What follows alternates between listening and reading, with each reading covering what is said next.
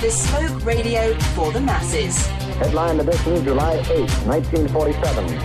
The Army Air Forces has announced that a flying disc has been found and is now in the possession of the Army. If the game is rigged, change the game. Game changer. I occasionally think how quickly our differences worldwide would vanish if we were facing an alien threat from outside this world. This is Fade to Black with your host, Jimmy Church, on the Game Changer Radio Network and KGRA, the Global Radio Alliance.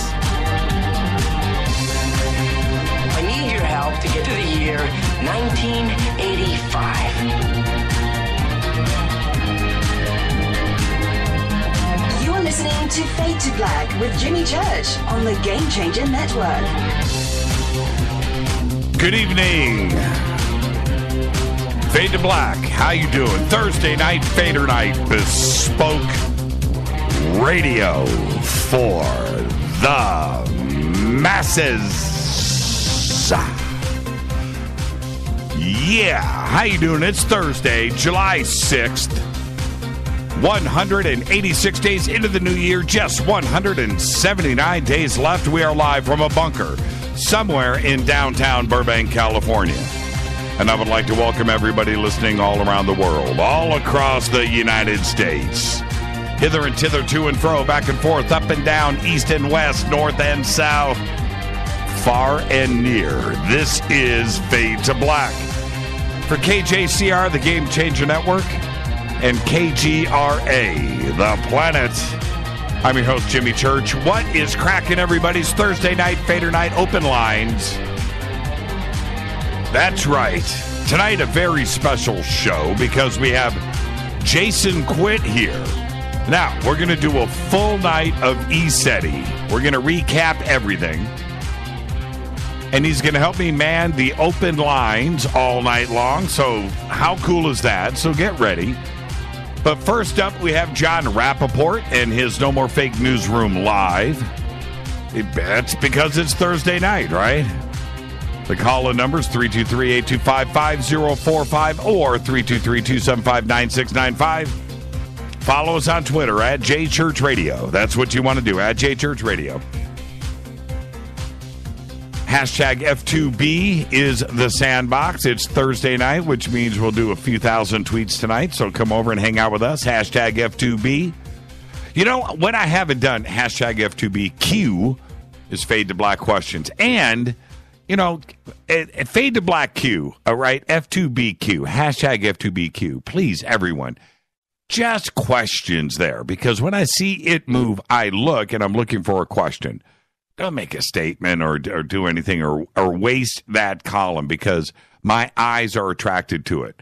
So when it clicks, I'm expecting a question there. Okay, so don't clog it up with other stuff. Anyway, so that's Fade to Black questions. I haven't done the tweet deck pitch in quite a long time. So I want to revisit that. And look, if you are on Twitter or if you listen to this show and you're not on Twitter and you hear us talking about this all the time, go and get yourself a Twitter account. Let's go to Twitter, sign up, get yourself a Twitter account, and then download TweetDeck. That's TweetDeck, one word, TweetDeck. TweetDeck is a Twitter product. Go and download TweetDeck. Get that going. And what happens with TweetDeck is it is Twitter, but it's a different way to experience Twitter. And what you can do, and I always say it's like a Vegas slot machine. You have columns now in front of you of different feeds, different hashtags, or different people, right? Whoever you want to follow, whatever you want to follow. And get columns going. That's what you want to do. The reason why is once you get the hashtag F2B column going, which is the sandbox, you don't have to click on notifications. You don't have to click on it. Runs automatically. So everybody's comments in hashtag F2B, blip, blip, blip, blip, blip, blip, blip, they happen automatically. And you can get inside of those comments and join a conversation. It's cool. It's dynamic. It's in real time. Go and do it. Follow me at JChurchRadio. Get an at JChurchRadio column going. Get a hashtag F2B column going. A hashtag F2BQ column going. I have 4 columns. I have Rita's feed going up there. And that's what I do. And I don't have to do anything. It's hands off. It runs automatically all night. And it's the best way to experience this. Now, again, TweetDeck, download it, follow the show at JChurchRadio, and then get in on the conversation. If you need help setting it up, just put up a hashtag F2B and go, hey, look, I'm a Fadernight. Okay, I'm here. I'm new. Somebody help me, and we will come running because this is a family. Okay? Now, the other 2 ways that you can go and enjoy the show in real time are the chat rooms. There's KGRA's chat room. You can go hang out there, or you can hang out in the Spreaker chat room. Okay? I keep everything live. Everything is up and running right in front of me here in the studio. Everybody on the bunker cam right now, I'm waving to you. There's 1, 2, 3, 4, 5, 6 monitors running right in front of me in a big half moon circle all the way around. And I've got everybody up, everybody running. It's in real time. That's what this show is about. It's a live show. And that's the best thing. This is live. Okay? We have podcast and we have YouTube and we have archives and iHeartRadio and all that stuff. But that's tomorrow. Those are the archives for tomorrow. And what's really great is, and I hear from a lot of people, I only listen on YouTube. I get that. That's why we do YouTube. I only listen to iHeartRadio. I get that. That's why we have iHeartRadio. I understand. I only listen to the podcast. Cool. All right. Those are the people that are tomorrow in the future, right? In the now is live. And what happens live is Twitter, the chat rooms, and email, and all of that. And especially on a Thursday night where we have open lines and Jon Rappoport and all the cool stuff. So there you go. This is a live show. All of the new listeners right now that are tuning in, I'm telling you the best thing to do. Get Twitter, get TweetDeck, get in here, get connected, and hang out with the family. Then you'll get it. You'll understand everything. All right? We are here every single night at 7 p.m., right? Just like the sun sets at night and comes up in the morning every night, Monday through Thursday, we're here live. The community is huge. It's large. It's fun. And it's cool. Keep your attitude checked at the door. The coat check attitude check room is there. Come in and hang out. You want to have attitude when you leave? Get your attitude on the way out. But while you're here, it's nothing but coolness. All right. Let's get this show cracking, man. I'm ready. You can email throughout the show tonight, by the way, Jimmy@JimmyChurchRadio.com. Simple enough. Also, last week, we did it. We opened up an Instagram account for the show, Fade to Black Radio. So if you're an Instagrammer, you're an IGer, and that's what you do. You're on Facebook or Twitter, and that's what you want to do. Go and follow us on Instagram, and we are updating that every single day, and you can go and experience the Instagram thing. I'm slowly getting into it, by the way. Slowly getting into it. And I'll figure Instagram out. If anybody's got any tips, you can email me. Tell me what to do on Instagram. All right? Subscribe to our podcast. Over 680 archive shows. Oh, you know what we forgot? Oh, no. Oh, we'll do it on Monday. The drawing. What a busy day we had here today. Okay. All right, everybody. If you're waiting for the drawing, we'll do the drawing on Monday. And it's the Get the Tea drawing. Okay. All right.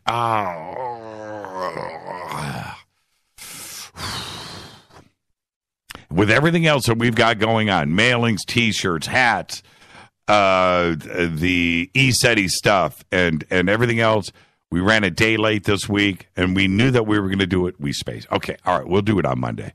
All right. Relax. We'll do it on Monday. All right. There you go. It's in my show notes here, too, as well. So there you go. We'll do the drawing on Monday. Subscribe to our podcast. Over 680 archive shows, custom apps, Apple, Android, all platforms. Just $2 a month. Help support the show. and you can go and get your podcast on. The podcast is this show in the podcast. That's all it is. But you have everything is there, all the way back to the original shows that we did for almost 5 years ago now. Crazy. 4 years ago. When did we start? We started in 2014, 2013. This is 2017. I don't remember, but it was back then somewhere. All the shows are archived. $2 a month. And there you go. Click on the podcast banner. You can become a member in our membership section. There you go. There's 4 ways to do it. You can do it free, all the way to Game Changer, commercial-free downloads. You can download the programs and without commercials and play them at your whimsy, whatever you want to do. Okay? And you got autograph hats and gear, and you get the bunker cam and all kinds of other really cool things. Okay? And you get a free email to me, a direct email, which I get emails all day long, which are really, really cool. Thank you for that, all of you. Like this email I got from Juan today. He says, Jimmy, great show last night with Barry Littleton. And it was such a great show that I had to listen to it again this morning. What a fascinating conversation. I have to give you props for bringing him on the show. That dude is a serious game changer. Now, how about bringing more guests that will discuss the Mandela effect? I need my Mandela effect fix. Keep up the good work, brother, and take care of Juan. There you go. All right? There. Thank you. Juan, you are exactly 100% correct. Last night's show with Barry, I knew it was going to be that, but wow. Right? And Lorcan O'Toole on Tuesday. What an amazing show. So you get those emails. You can write directly to me. I'll read them on the air. All right? Check out all of our sponsors, Life Change Tea, Ancient Life Oil, GetTheTea.com, River Moon Coffee, New Pharma, and Studio Dome speakers. Okay, they're all there at JimmyChurchRadio.com. Click on the banners. All the promo codes that you need for free shipping or discounts are all right there at JimmyChurchRadio.com. All right, let's get this show cracking. Today, happy birthday to Kevin Hart. Today is 38, funny dude. The Dalai Lama today is 82. He's got one of those infectious laughs like Barry Littleton. Also today, Jeffrey Rush is 66. Did you see Jeffrey in when he played Peter Sellers in The Life and Death of Peter Sellers? Incredible, right? Totally. Love Jeffrey Rush. Also, in the movie Gods of Egypt, which I've seen now like 5 times with Rita, he plays Ra in Gods of Egypt. And if you haven't seen it, check it out. Jeffrey Rush, stellar. Today, Burt Ward is 72. You know, Burt played Robin in the original Batman series. And our dead guy's birthday today is Nancy Reagan. 1921 to 2016. Of course, the former First Lady died at the age of 94 last year. But this is, I thought I'd do a little fader fact on Nancy. She dated Clark Gable, Robert Stack, and Peter Lawford, all before marrying future President Ronald Reagan in March of 1952. Happy birthday, Nancy Reagan. On this day in history, OTD, 1957, John Lennon meets Paul McCartney for the first time at the annual Woolton Parish Church Garden Parade and Outdoor Fair. John Lennon and his quarrymen were the band. Just kids. They're the band, they're playing, and somebody brings up Paul and introduces him to John, and John's not that impressed until Paul takes out his guitar that he had with him strapped to his back, takes out his guitar, starts playing it for John, and starts playing some Gene Vincent tunes, and pretty much the rest is history. But it was on this day in 1957. Fader fact. Yep, this is one of those vetted fader facts. In 18th century Paris, it was fashionable to wear hats with lightning rods attached. That's right. That is a Fader fact. Now, when you go and you repeat that to somebody, right, you're going to be out. You're going to be hanging out with friends. You're going to be out to dinner. You're going to be at a bar having drinks, whatever you're doing. And you're going to think about tonight's show. And I know that you do that every day, and you think about the Fader fact, and you want to impress your friends, and you whip something out. Whip that one out. It was fashionable to wear hats with lightning rods. Think about that. That's pretty cool. All right, tonight Jason Quitt is here, and we just spent the weekend with Jason up at ECETI Ranch. And so we're going to do a recap. And if you were on the bunker cam right before the show tonight, when I was talking to everybody on the bunker cam in the membership area, I had mentioned this. ECETI is a very, very personal experience. Now, bringing Jason on tonight to do a recap, there is that aspect. And after we do one of the big conferences like Contact in the Desert or the Conscious Life Expo, and we come out and we do a recap, it's because it's 3-4 days of events and things and people, and we talk about that. But ECETI is different. So doing a recap of ECETI, it's a personal one-on-one thing. It's personal. What do you get out of ECETI? So it's not going to be like, Jason and I talking about this person spoke, and then we saw this, and we were hanging out at the bar, and this. No, it's not going to be that kind of recap, because ECETI, my friends, is a personal experience. Whatever you get, whatever you are looking for, whatever you get out of ECETI is a personal thing. You could go with 3 or 4 friends. You can go by yourself, and everybody's experiences are going to be different. And that's what we're going to recap tonight. What did he get out of it? What did I get out of it? I wasn't with Jason 24 hours a day for 5 straight days. He was off doing his own thing. So what did he experience there?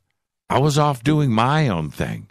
What did I experience? Rita was off doing her own thing. I cannot tell you how many times I saw Rita's back because she was off walking away alone and heading off into the field or heading off into the woods and going in a direction on this journey. And I've had so many people ask me, okay, what did you see? What did you see? What happened? What happened? What did you see? And the response that I have had is, well, first off, a lot of it is completely personal, and there's that. And I know I feel so good about being able to say that. Well, you know what? I'm never going to talk about it. Robert Schoch was on this show, and he had his overnight experience in the King's Chamber in the Great Pyramid. And I drilled him. I drilled him twice on the air, certainly a few times personally off of the air, about what happened. And he was like, you know what, Jimmy, man, that's my thing. It's my experience. I totally get that now, right? I totally get that. It's just one of those things. What you have to do in your life's journey, in your pursuit of things, is once you experience something, you get it. With ECETI, my friends, you may think you get it. If you haven't been there, you may think you understand what I am saying. And I just have to say this in a very assertive way. You don't. You don't get it. You just don't. You have to go up there and experience it for yourself. There are magical places around the country. There is Sedona. I understand that. There is Joshua Tree. I understand that too. I've been to Sedona. I've been to Joshua Tree, right? And ECETI is just its own thing. The ideas of sacred geometry and sacred places on this planet where there could be vortexes and things that are pulling in different things, whatever they are, to these areas. It's a wonderful story. It's a wonderful thing to talk about, but it's just a story. Once you go and you experience it, then you get it. Okay? And that's what ECETI is about. I was talking a little bit this week. I don't know how much I disclosed over a little bit with Barry last night, and I know I did a little bit with Lorcan.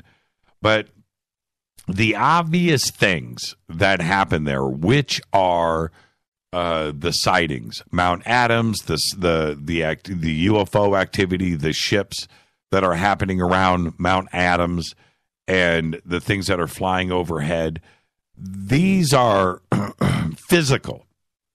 You can see them. You can see them with your own eyes. You can see these things. And that's the obvious. So, yes, are you going to go to Mount Adams? Are you going to go up to ECETI and see those? Sure you are. And if that's what you're going there to do, and you just want to go and sky watch all night, man, you're going to get that in spades. It's going to be a great time, and you are going to see stuff. And if that's what you're pursuing, great. But it's the unexpected part. There are things happening there. The property is very, very, very, very large. And you can walk around and be alone, and you're going to have something, right? And if you are looking for it, I'm just going to say it's going to find you. I know that I've talked about this fairy thing with the ring. Look, I'm a 6 foot tall, manly man guy that does that, all right? And so for me to turn around and say, I've had an experience with fairies, I know how that sounds. I get it, man. I totally get it. I don't care. I don't care what people think. I don't. Because, again, that singular experience that happened with me up there, I can't explain it. I was warned about the fairies. I was warned that this was going to happen. I was told how to deal with it like everybody else was up there. And it was funny. It was cute. But then it happened. Somebody took my ring off my finger. And I didn't know that they did it. And I'm picturing, 4 invisible fairies, pulling and yanking and doing it. But it happened. Okay? Now, as crazy as that sounds, that's the magic of ECETI. That's what goes on there. The medicine wheel, we'll be talking with Jason about that and what went down there all weekend. I had 3 or 4 little events in the medicine wheel. So there's that. But there's these different sites around ECETI where there are crystals, there are little statues, there are things that are going on, little vortex areas, things that were probably pretty significant for individuals over the year. And you stop by those sites and you can feel it. You can feel these things. It's really an amazing place.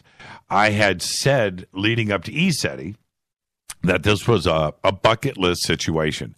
And I wanted to get this checked off the list. There was too many things over the years. And the first time I had heard James Gilliland on Coast to Coast with Art and the special feeling that I got about this place, and I knew it was going to be really cool. It is a bucket list situation for everybody. Brad Olson today was posting back and forth with me today, and I told him, I said, dude, what did you see? What did you see? Well, man, you need to go. You need to just go. It is so fun, so cool, so individualized. And did Jimmy see the new Mummy video that just came out? Oh, man. No, I have not seen it today. I was just talking to Rappaport about that right before the show. I didn't have a chance to see it. We were really, really busy around here doing some other things. But I'll check on it, and certainly we can talk about that. If you've seen it and you've got something to say, let me know. All right? So, again, my advice to everybody out there is just go to ECETI. We are, oh, really? Interesting. Okay. I won't say that on the air, Rita, but that's interesting. Where was I going? So if we, no, I'm not wearing, I took off all of my rings and bracelets and things right before the show, John, just to let you know.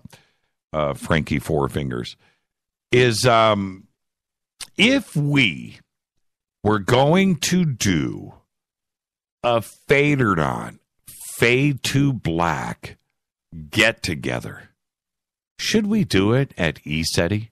Are you guys down for something like that? Let us know. Contact Rita, because I'm just going to let you know. Would we do it in downtown Vegas? Would we do it in Palm Springs? Would we go to Manhattan? Would we do it in all great places, right? Miami, great. I mean, here in Los Angeles, San Francisco, all great spots around the country. And there's many, many others, right? But should we do it at ECETI? I'm just saying. So let Rita know, and maybe we'll do a Fade to Black get together up there. It's that special of a place.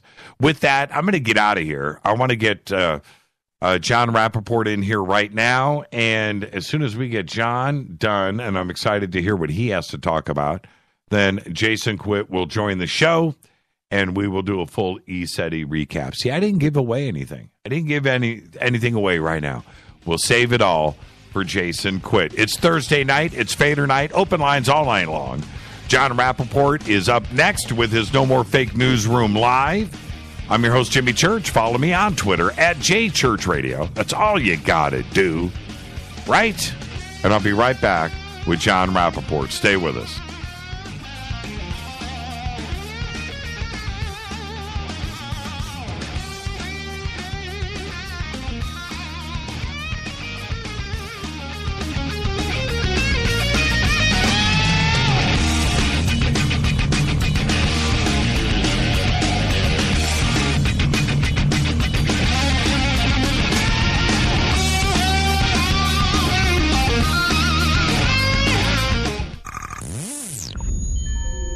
You're listening to Jimmy Church, Fade to Black. Fade to Black will now pause for alien identification. The station that talks the net. KGRA Radio. When you take the beans from Central America with dashes of Indonesian and African mixed in and then roasted to the dark side of Fade to Black, you create the ultimate brew of fringe. Introducing the Fade to Black blend from Rivermoon Coffee. Yes, Rivermoon's darkest customized roast was created for the love of Fade to Black. The alchemy of masterful roasting and smoking the beans is in every sip of this full-bodied, dark Java. I need my coffee dark, deep, with distinct bittersweet chocolate highlights, just like the bunker. Leaning further into the darkness of the roast is Fade to Black blend from Rivermoon Coffee. Just click on the banner at jimmychurchradio.com and use the promo code F2BBLEND for 15% off of your order today. Go Beckley Teppy. Hi, folks. Let's wind the clocks back 60 years. Food was different. Food provided health and nutrition, and using supplements was minimal. Unfortunately, now we have chemicals, GMOs, herbicides, and pesticides that can be quite lethal in the name of our food supply and, of course, the ever-loving dollar. Supplementing our diets can be very important to stay healthy. Cleansing from daily intruders to the body might be critical. Live strong and take charge. Log on to getthetea.com. Our herbal tea is a great way to cleanse from intruders. Our supplements is a great way to maintain and improve your health. When your health is not up to par, go to getthetea.com. No GMOs, no fillers, and organic, and very helpful in keeping you at the top of your game. Life is too short to feel, you know what I mean. Stay in the game, at the top of your game with GetTheT.com. That's GetTheT.com. Again, GetTheT.com. 9 out of 10 geneticists agree. Fade to Black is not your father's radio show on the Game Changer Radio Network and KGRA, The Planet. Win big with KGRA this summer. Tickets and hotel accommodations to the biggest conferences, autographed books and DVDs, chances to win all-inclusive conference cruises, and private dinners with your favorite KGRA hosts. Click the contest tab at kgraradio.com for your chance to win big this summer. Your contact for the best alternative talk radio on the planet. kgraradio.com.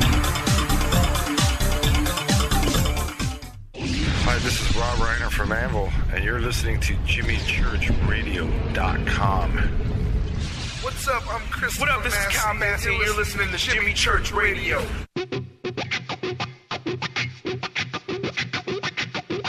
And now, coming to you from the No More Fake Newsroom in deep space, which is the space that we suspect to be true, that the world as it is fed to us every day by the Ministry of Truth is a lie, a false reality, a movie projected on the screen of our subconscious.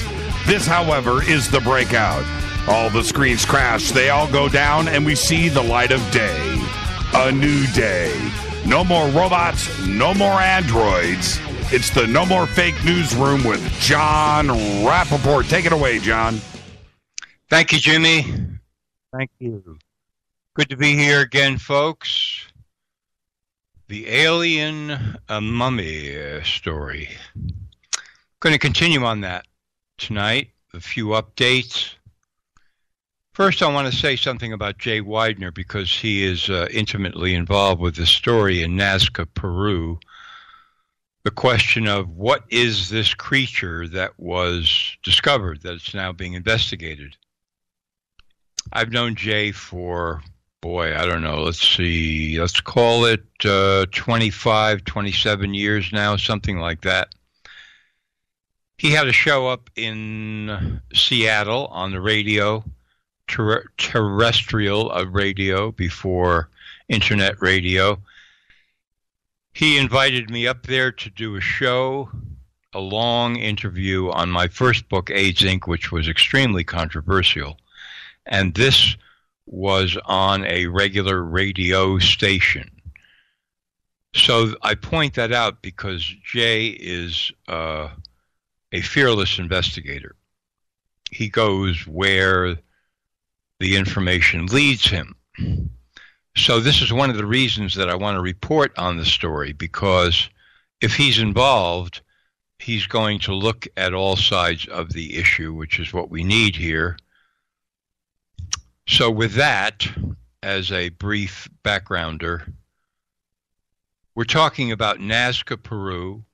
We're talking about an area that has several long-standing mysteries, such as giant walls made of many huge ton stones, not just piled on each other, but perfectly fitted from many moons ago. How did they do that? We're talking about an area with huge geoglyphs on the ground of figures, birds, etc., etc. How were they constructed when the people were on the ground? We are talking about artworks from the area that go back a long time that show iconic figures with 3 fingers. And in this case, the mummy discovered has 3 fingers and 3 toes. Okay, it looks like a statue. It looks like a statue that is kind of curled up in a sitting position. White on the outside. It's been subjected to X-rays that show the outlines, the contours of certain organs, the liver, spleen. has a proportion anatomically similar to humans. There's a white powder covering the outside of this. The arms, the legs appear to have humanoid-type bone structure. 25 vertebrae upon X-ray. Humans usually have 33. What else?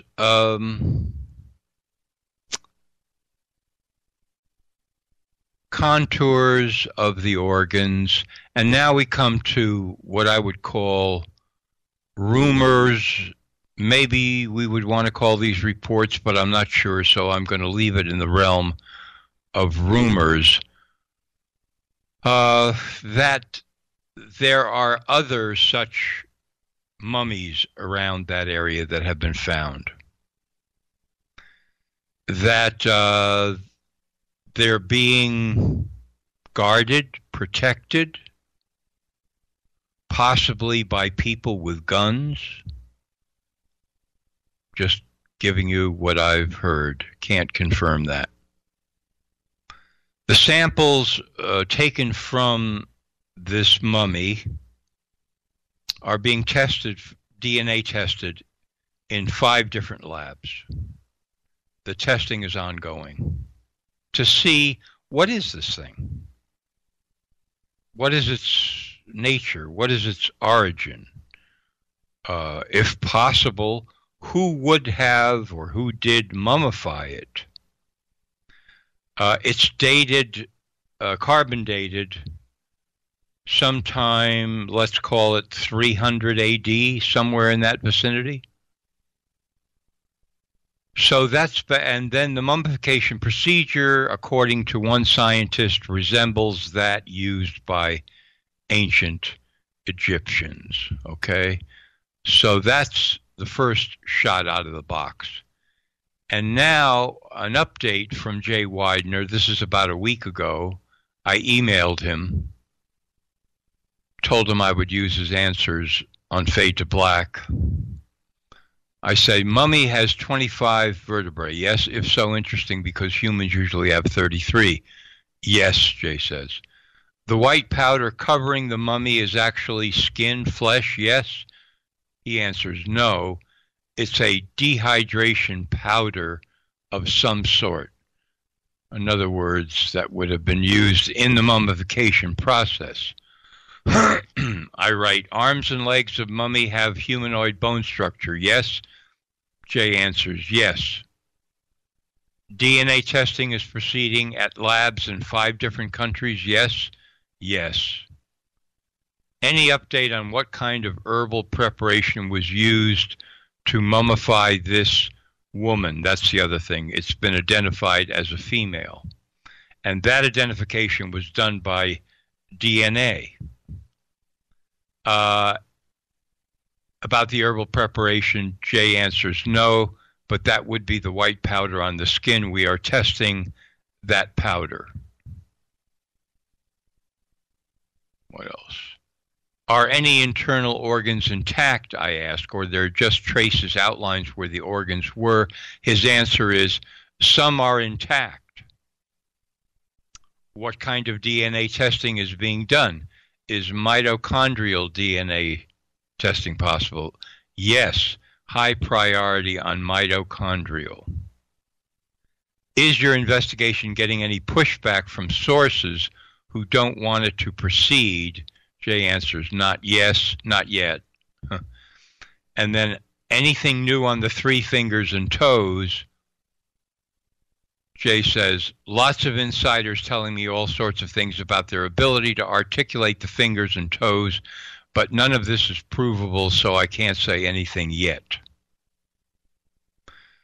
Then I made a couple of notes afterwards, just thoughts that occurred to me.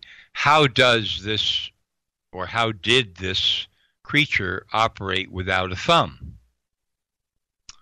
Because, you know, opposable thumb, terrific innovation that allows us as humanoids to do many things with our hands. So if this mummy only has 3 fingers, how did it operate? And to what degree was it able to operate without a thumb? Okay, what else? That's it for that. I have some question about the DNA procedure, which I brought up the last time I talked about this on Fade to Black, and that is, it seems like the DNA testing quickly identified the creature as being female. And so I was wondering, well, what does that tell us about the rest of the creature's DNA? I would assume this means that the rest of the DNA is very humanoid-like. Otherwise, how would the scientists have been able to differentiate between male and female? In other words, if the DNA that was found was completely weird and bizarre and alien, then how would they have been able to quickly determine that it's a female? So I'm assuming that the DNA testing so far is showing that in many or most respects, the DNA is humanoid type. That's just my inference here. I don't have DNA results to back that up. So this is a very strange situation, and I find it very interesting. This is not the kind of story that I normally report on, but here we are. A strange creature that appears to have lived around 300 AD. It's been mummified. Also, the skull, by the way, apparently under X-rays, does not show any fissures or fractures or sectioning. And it's a large skull. And it has that sort of thrown back look that is reminiscent of the procedure of actually shaping skulls in some cultures in very young children. But this apparently does not show those signs. It's one piece of bone, the skull. So, what is it? Where did it come from? Is it a hoax? Is it some kind of very interesting, perhaps very well done hoax? Jay Widener's point of view on this, he's expressed very clearly, which is he's hanging in there to find out what's going on here. He's perfectly content to let the chips fall where they may, in whatever direction that is. If it's a hoax, discover that it's a hoax. If it is really something incredible, just, then admit to that, if that's where the facts lead. If it's kind of interesting, but somehow this can all be explained in some normal scientific ways, okay, then let that be the final conclusion. So there's no attempt on his part to slant the findings or to presuppose that it's something when the testing is not done. To find out as much as possible and to report what he discovers and what the other scientists discover as well, of course. Okay, so that's what I've got so far. And so let's open this up because, as I'm sure most of you know, Jimmy did an interview with Jay Widener as well, and he's been following the story as well as I have. And so let's go back and forth, Jimmy, and see what we've got here. Yeah, and thank you for that, John. This is, I know it's somewhat out of your wheelhouse, but it's also somewhat in that it's a medical situation too as well that we're dealing with here. It's human anatomy and certain procedures that and you have always been dialed into that. But let's get away from that for a second. Let's ask a couple of obvious questions. Let's suppose you and I get called in on this, and we're in Jay Widener's position, right? And we fly down to Peru, and you and I are presented with this mummy. Now, I think that you and I would be able to, in our non-medical, neither of us are doctors, right? Okay? Right. But what we are smart guys. And we would be able to look at this and know out of the gate if it's a hoax. And what I mean by that is, to get 3 fingers on a body, there is going to be some doctoring involved here. Somebody is gluing, pasting, sewing, interfering with, somehow affixing these appendages, 4 of them, onto this mummy. And I think that it would be, you and I would immediately go, okay, you know what? This is BS. We came all the way down here for this. Come on, church, let's split. I think that Jay has those kind of eyeballs. He's going to look, he doesn't want to get his name dragged through the mud, right? And I think that he would know right away. Last night, Rita and I went and watched the alien autopsy video. An obvious fake, fraudulent, piece of crap that we were presented with back in 1995. And I'm watching now. What's different with the alien autopsy video is this was purportedly an actual body that was just retrieved. So the skin is still soft, and you're doing an autopsy. There's still fresh blood and things. It's soft tissue. Something that is easy enough to fake. It would be expensive and all of that, but you could still pull that off. The difference being, this was a piece of film. You don't have the body. If we had that alien body, we would be able to just go, oh, nice fake job here. With this, we have the mummy, right? Jay was able to go up and touch it and examine it and look at it. And the first thing, how are you going to be able to fake the old skin that is over the joints of the wrists, right? The joints of the ankles, and cover that and not have it be an apparent hoax or a fake.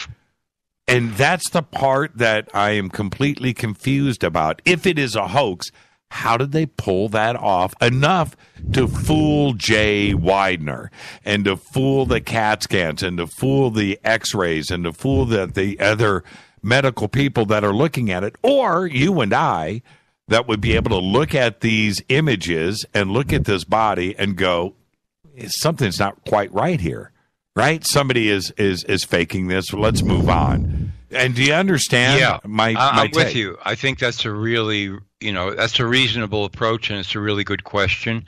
And I would concur that, that's the first thing we'd look at. But one thing I would hold in reserve, and I haven't yet seen, maybe you have, but I haven't, the actual x-rays of the hands and the feet, to have somebody say, oh, this is a coherent structure here. Right. This is, where, and I would like to see that. And maybe they've got that. Maybe they haven't yet released those x-rays, but that to me would come closer to being conclusive. Whereas we might look at it and say, well, we don't see any, obvious, like somebody glued this on, or they stuck it on with, clay fingers or toes or whatever. Doesn't look like that. But I think we would want to see x-rays here. And that should be, I don't know whether they would be 100% conclusive, but you would think, okay, somebody's going to, who's good is going to look at those pictures and say, well, boys, this is one structure. The arm, the wrist, the fingers, the ankles, the toes, they're all of a piece here. I see no breaks. I see no attachments. I see no hanky-panky. So that would be the ultimate. And the other part is, and again, I'm no MD, but if you have the forearm or the rib cage or whatever. You take a DNA sample there, and then you take a DNA sample from the finger and the toe, and they got to match, right? Yeah. Right? Yeah. Now that's we're getting into some crazy areas here. If these things start to match and these things start to pan out, where look, if somebody, I don't know if there's any 3-fingered, 3-tone species out there that you can go and cut off something and reattach to appear like this. I don't know if it's possible. I've seen some stuff of 5-finger, an odd or a walrus or whatever, where those fins have actual fingers in them, right? And it looks similar. I get that, but that's 5 fingers. But if somebody's able to do that, then the DNA's not going to match. You're going to have a walrus hand with a human body, right? And so who would be that stupid to go? Because that testing's eventually going to happen, right? And I mean, that's another thing. But some people are that stupid. So they were that stupid with that crazy film that you were talking about. So, okay. But I'm with you. It appears that you would say, well, if you're going to hoax this and you hope to get away with it, it's going to be very difficult if you're going to subject this thing to modern scientific procedures. It's just not going to work. And so I'm interested to see a report, exactly as you say, the DNA from different parts of the body, the DNA samples, and also the X-rays of the area around the hands and the feet. Just that's really going to show something here. I'm a little surprised that hasn't been released already. Well, they have to do one of the first things I would think of doing. Yeah, that's right. Well, they have to do reconstructive DNA. They have to rebuild it. So it's not it's not like Ancestry.com. Right, you send in the swab of your. Yeah, right. No, but I mean the X-rays could be done immediately. Yeah, and some of that has been posted, but and again, that all of this is a technical nature and is an analysis and testing that we'll see the results from. But from an ethical standpoint, from a morality standpoint, I would think that anybody in our community, and especially somebody like Gaia and Jay, there's already the skeptics out there about different researchers and different organizations and different things. And you don't take these kinds of chances because it's way too damaging. It's way too damaging. You don't want to be the company that supported a hoax and made money off of that. That's it. You're done. You're done. And so I have to differ a little bit here because, as I said at the top here, the thing that I know about Jay is he was attracted to this whole thing because he had a sense that this might be real, and if it is real, he wants to be there and to report on it and to find out the actual facts. But at the same time, and here's where I think some people are misinterpreting the purpose of the mission, so to speak. Wherever the chips fall here, that's the conclusion. Right. It's not going to be, oh, well, look, we don't like that conclusion, so we're going to throw it out and suppress it. Right. No, whatever it is, that's what they're going to do. So I would be perfectly content if Jay said, okay, after we really extensively looked at this, we finally did find some abnormalities here that there was a fraud involved. Right. And he would be quite willing to say that. And I know I would say, fine, okay, no problem. Right. And again, what I'm trying to say here is that I know that they wouldn't take those chances out of the gate. if they saw something out of the gate that was absolutely not. They would not. Yeah. They would just say, like you said at the beginning, let's pack it up and go home because we can see, this stuff is glued together or whatever. It's ridiculous, and so we take the plane there, we take the plane home. I've had enough, just like you. I've had enough conversations with Jay over the years that I know if I tried to push Jay around with some kind of idea that he didn't fully grasp or agree with, dude, he'll call you on it, right? Oh yeah, I know. And for him, and here's one of the reasons why. As I said at the top, when I was on, he had a very controversial radio show there up in Seattle, and he was always battling with the station, suits and execs and so forth. So he doesn't have any stake in a kind of a game where, he needs this kind of an event in order to be controversial. I mean, he's already been controversial for his entire decades of his career. That's right. So he doesn't need this. And so right away, if he's interested, I'm interested. It's going to be a very fun ride, and as this data comes in, I'm looking at we're already in July, right? So I'm looking at like the next 6 months that are in front of us, and going into 2018 as this data starts to come in, and what the implications are. That we're in for a very fun, enlightening thing. Now, if it shows, if it comes out fraud, like you said, that's where the chips fall. It was too good to be true. We always need to err on that side of this kind of judgment. Let's start there. It's way too good to be true. It's way too good to be true. So let's just start there. And if things come off the way that they should and they play out, then you know what? We win. But at least we're not going to get our heart broken if it starts off the other way and we're on that side of the fence.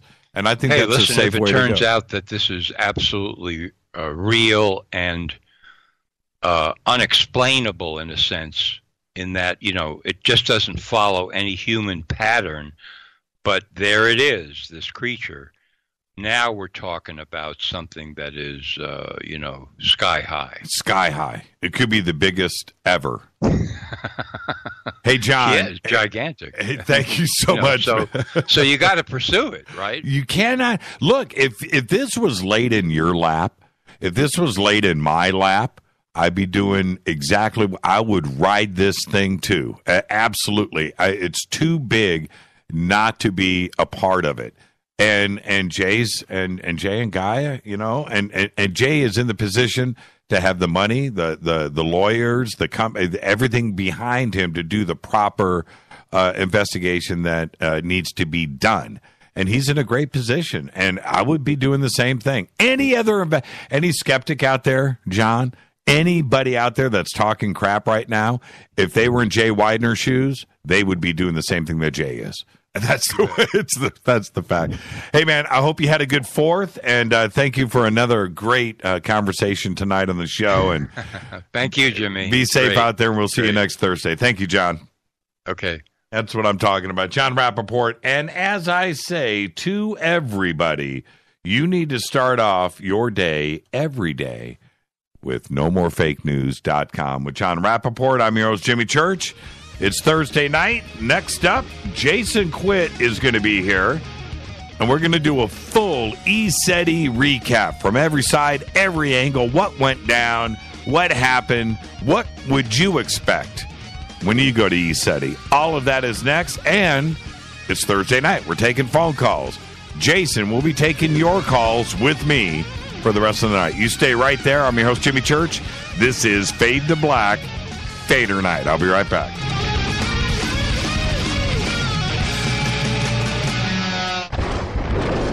This is Fade to Black with Jimmy Church on the Game Changer Radio Network and KGRA, the Global Radio Alliance. This is KGRA Digital Broadcasting Station, Salt Lake City, Utah, Van Buren, Arkansas. Hello, I'm Katie, and you're listening to my main man, Jimmy Church, on on jimmychurchradio.com. Hi, this is Ray Hobbs here repping the planet, and you're listening to my good friend, Jimmy Church, Fade to Black, on the Game Changer Network and the KGRA Digital Broadcast Station.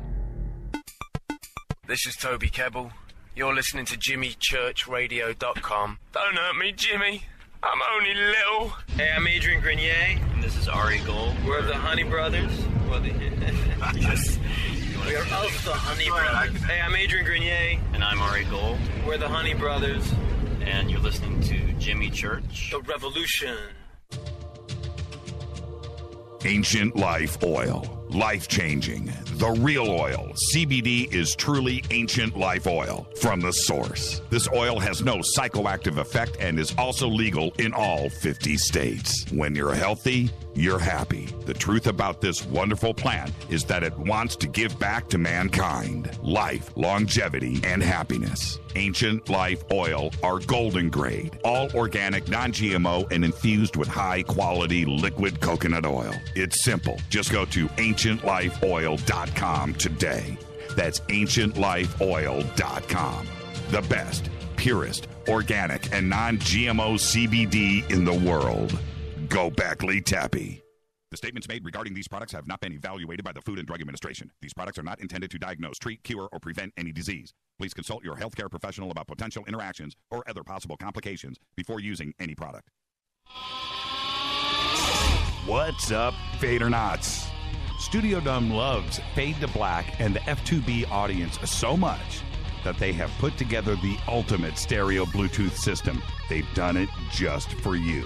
Man, check this out. The Studio Dome SBB2 stereo system is here. It's featuring two Studio Boombox 2 SBB2 wireless Bluetooth speakers, packed in its own custom hardshell case. This Studio Dome system features the very latest in stereo Bluetooth technology. The two full-range boomboxes are in true wireless stereo. You've got to hear this. It's amazing.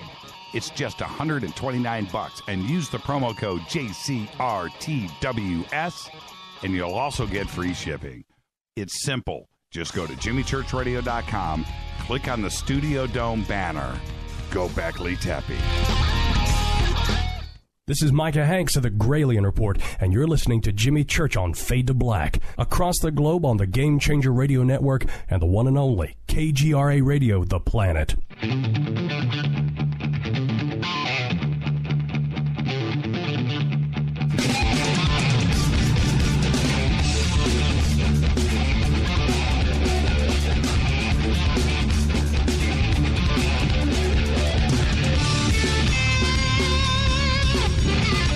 All right, welcome back. Fade to Black. It's Thursday night. It's Fadernight. Open lines. I'm your host, Jimmy Church. I'm bringing in Jason Quitt, a man that needs no introduction. Oh, man. Consciousness, astral, out-of-body, time-traveling, author, researcher, and all-around cool guy. No, Jason, welcome back to the show. And did you make it back to Canada in one piece and everything's okay? Yeah, I brought that calm and serenity from ECETI back with me to Toronto. Man, what a great experience. And the question that I have for you, because I had it for myself and Rita when we got back, it's a trip to go from that reality up at ECETI where there's no civilization, right? There's no movie theaters, there's no nightclubs, there's no Costco, there's no shopping mall. It's a town of 550 people, and ECETI is even removed from that. There's probably more people at ECETI than there are in the entire town of Trout Lake, right? And then you go from that and you go to Toronto back to reality. What kind of check was that for you? You know what? I really miss it. It was almost like going to summer camp. You know, you're out in the middle of the forest. When you wake up and you go outside and you see Mount Adams, you're looking at like a postcard. It doesn't get much more beautiful than that. And just to be, you know, sleeping in the forest, eating your meals outside and just reconnecting with the nature out there, it is a shock going from that to, flying through in a plane, being in airports, and then, getting stuck on the highway trying to get home, your heart does pound a little more over here. But I swear, I really feel that I'm still carrying that peace from the ranch. Now, man, the phone calls are coming in. Okay, so if you're on hold, just stay right there, because I do want to get your experience, Jason, from the very beginning, because you've heard the stories about ECETI. You know the background, you know the history, but then you get there. When you first arrived, and we arrived together, but how did it hit you? How were you affected from the moment that you got there? Because I have my own experience with that too, as does anybody that arrives there. But what happened to you when you first put your feet on the ground? Well,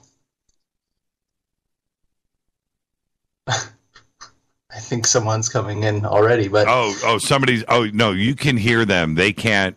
No, the audience can't hear them. Okay. Well, actually, what I did was I ran right out of the car. The first thing I did is I ran right out into the field, so I can get that beautiful, clear view of Mount Adams. And I snapped a picture right when I got out. And the most amazing thing is when I went to review that picture, the first picture I took at ECETI Ranch at Mount Adams, there was a UFO in it. The first picture.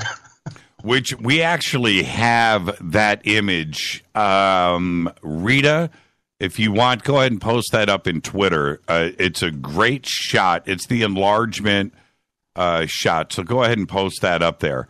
And you did the same thing that I did, which is we took, I took dozens and dozens, and I probably have 50 or 100 shots of Mount Adams. And I went back and I was looking through them, and sure enough, I had a shot of a craft above Mount Adams in one of the pictures. And I was taking shots, 3 shots in a row, 4 shots, so I could make sure that I had one shot in focus, because it's 13 miles away and your hands are moving and so forth. And in one of these shots that are all consecutive, I would just go bam, bam, bam, 3 seconds apart. In one of the shots, in the middle shot, and they're all time-stamped, 1 second apart, there's a craft. It's right there above Mount Adams, and it's a big craft, whatever it is. And you did the same thing, right? You went back and looked at all of your pictures, and sure enough, you've got a shot of a craft in at Mount Adams. And you know what? It wasn't the only shot I took where there was UFOs in it. I took multiple shots, and especially with the iPhone camera, I got multiple shots of different UFOs, behind clouds or near Mount Adams. But because it was the iPhone, it doesn't do it justice. It just looks like a black dot or a blur, or, it's not something that can blow up that you can actually see.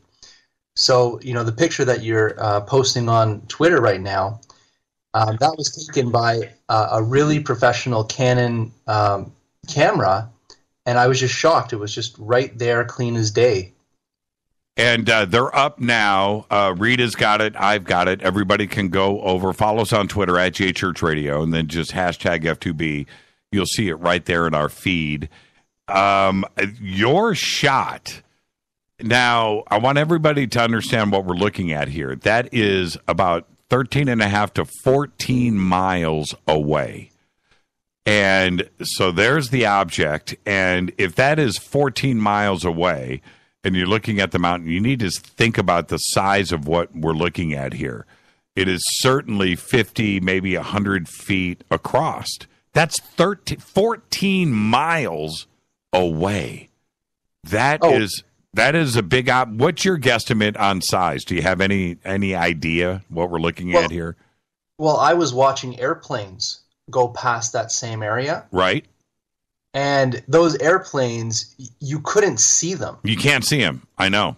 You can't see them. So it's like you really, really have to zoom in, and they just look like a pinhead, or they'll be like flashing lights at nighttime. Right, but right. they're very hard to see in the distance. So whatever this is, it's got to be, I don't know, maybe 3+ times the size of a normal aircraft. It's got to be big. And Jason's right. You see aircraft flying around, as you would, little private planes and stuff that are buzzing around Mount Adams, sightseeing. And they are tiny little specks. And when you look at them in binoculars and you see them finally take a turn or move, then you can see the wings, and then you can make it out. But they are very tiny specks. For something like this to be this big at 14 miles, that is a big, big craft, and it is nothing but what you think this is. That is a UFO. If there's ever been an unidentified flying object, there you go, right there. And congratulations on that spectacular pic, man. And which is again an accident. It's an accident. You're just taking pictures of the mountain, like I was, and then stuff is showing up in the background. Totally spectacular. All right. We've got calls coming in on both lines. Let's grab this first call. Hi, you're live on Fade to Black. Who's calling? You're live. 3, 2, 1, and that one is gone. Okay, I'm not taking calls, everybody, on the 323-275 number. Just use the 323-825-5045. 323-825-5045. Now, let's try this one more time. Hi, you're live on Fade to Black. Who's calling? This is CJ. Can you hear me? Yeah, CJ, we got you. Jimmy, do you have CJ? Yes. Jimmy, I met you at ECETI Ranch last weekend. Oh, yes. How are you? I am doing awesome. And guess what? I'm running downstairs to wake up my daughter, Oriane. She's 10 years old, and she wanted to call in and say hello to Jimmy Church. Oriane, Jimmy Church is on the line. Come here. Come on upstairs. Come here. Jimmy, just hold on a second. Okay. My daughter, my 10-year-old daughter, you took a selfie with her, my husband told me.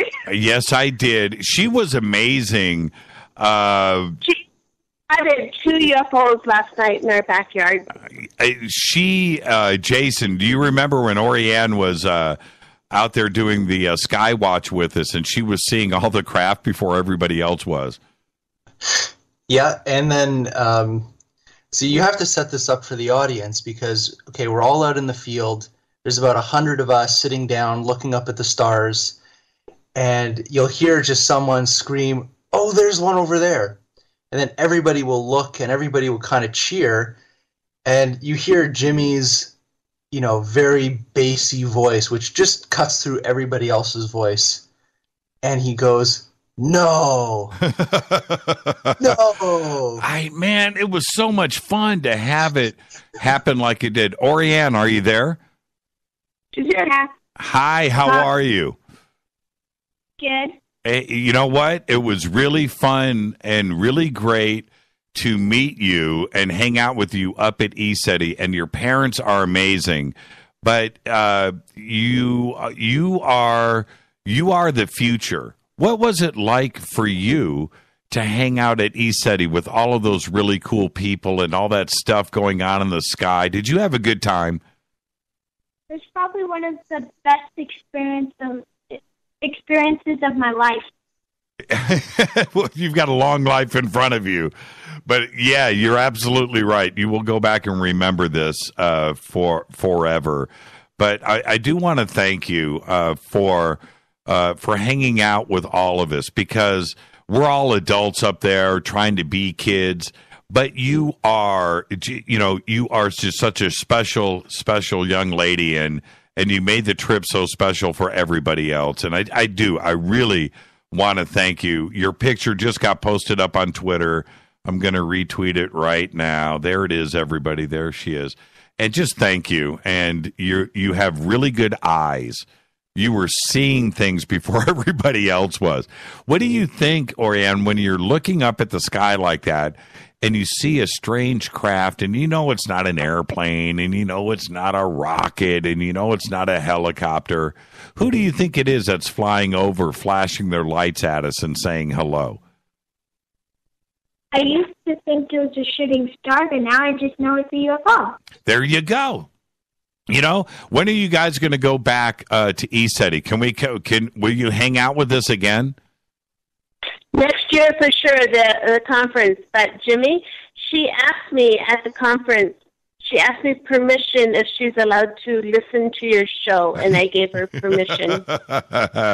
Thank you so much, CJ. And you guys are just an absolutely wonderful family, and we made so many friendships up there, and you guys are part of that. And just thank you. And you have a very, and you already know this, but you have a very special daughter. And congratulations on that. I'm a parent. I know what kind of work that is, and you've done it. She is very special. And just thank you so much. Thank you, Jimmy, for all you do. And thank you for calling in tonight. Bye, Orianne. Bye, Jimmy. That's what I'm talking about. Man, I got a lump in my throat. How cool is that, right? And, okay, you know what? Let's, Jason, let's take another phone call real quick, and then we'll keep wrapping. Hi, you're live on Fade to Black. Hey, Jimmy, what's going on? Yeah, who's this? Hey, it's Josh Haggart. Oh, hey, Josh. How are you, man? Hey, good. How about you? I'm doing good. Say hi to Jason. He's right here. Hey, Jason, what's going on, man? Hey, nice to hear from you. So yeah, you too, man. So what's on your mind tonight, Josh? Hey, I want to talk about, I don't know if you heard, but this lady called in Friday to Coast, and she was talking about ECETI. Right. And she said a couple years ago, she went there, and, like, things went insane, like crazy haywire. Like, she said that there was, like, somebody said something about a black triangle UFO, and then, like, all of a sudden there were these military dudes running around, and, like, they said that she said that they drugged her and, killed like, everybody, right? Kidnapped, killed everybody, and... Yeah, so you heard that story, didn't you? Well, they were talking about it. I have the clip here. I haven't heard it. But what's really funny is everything that she said. Look,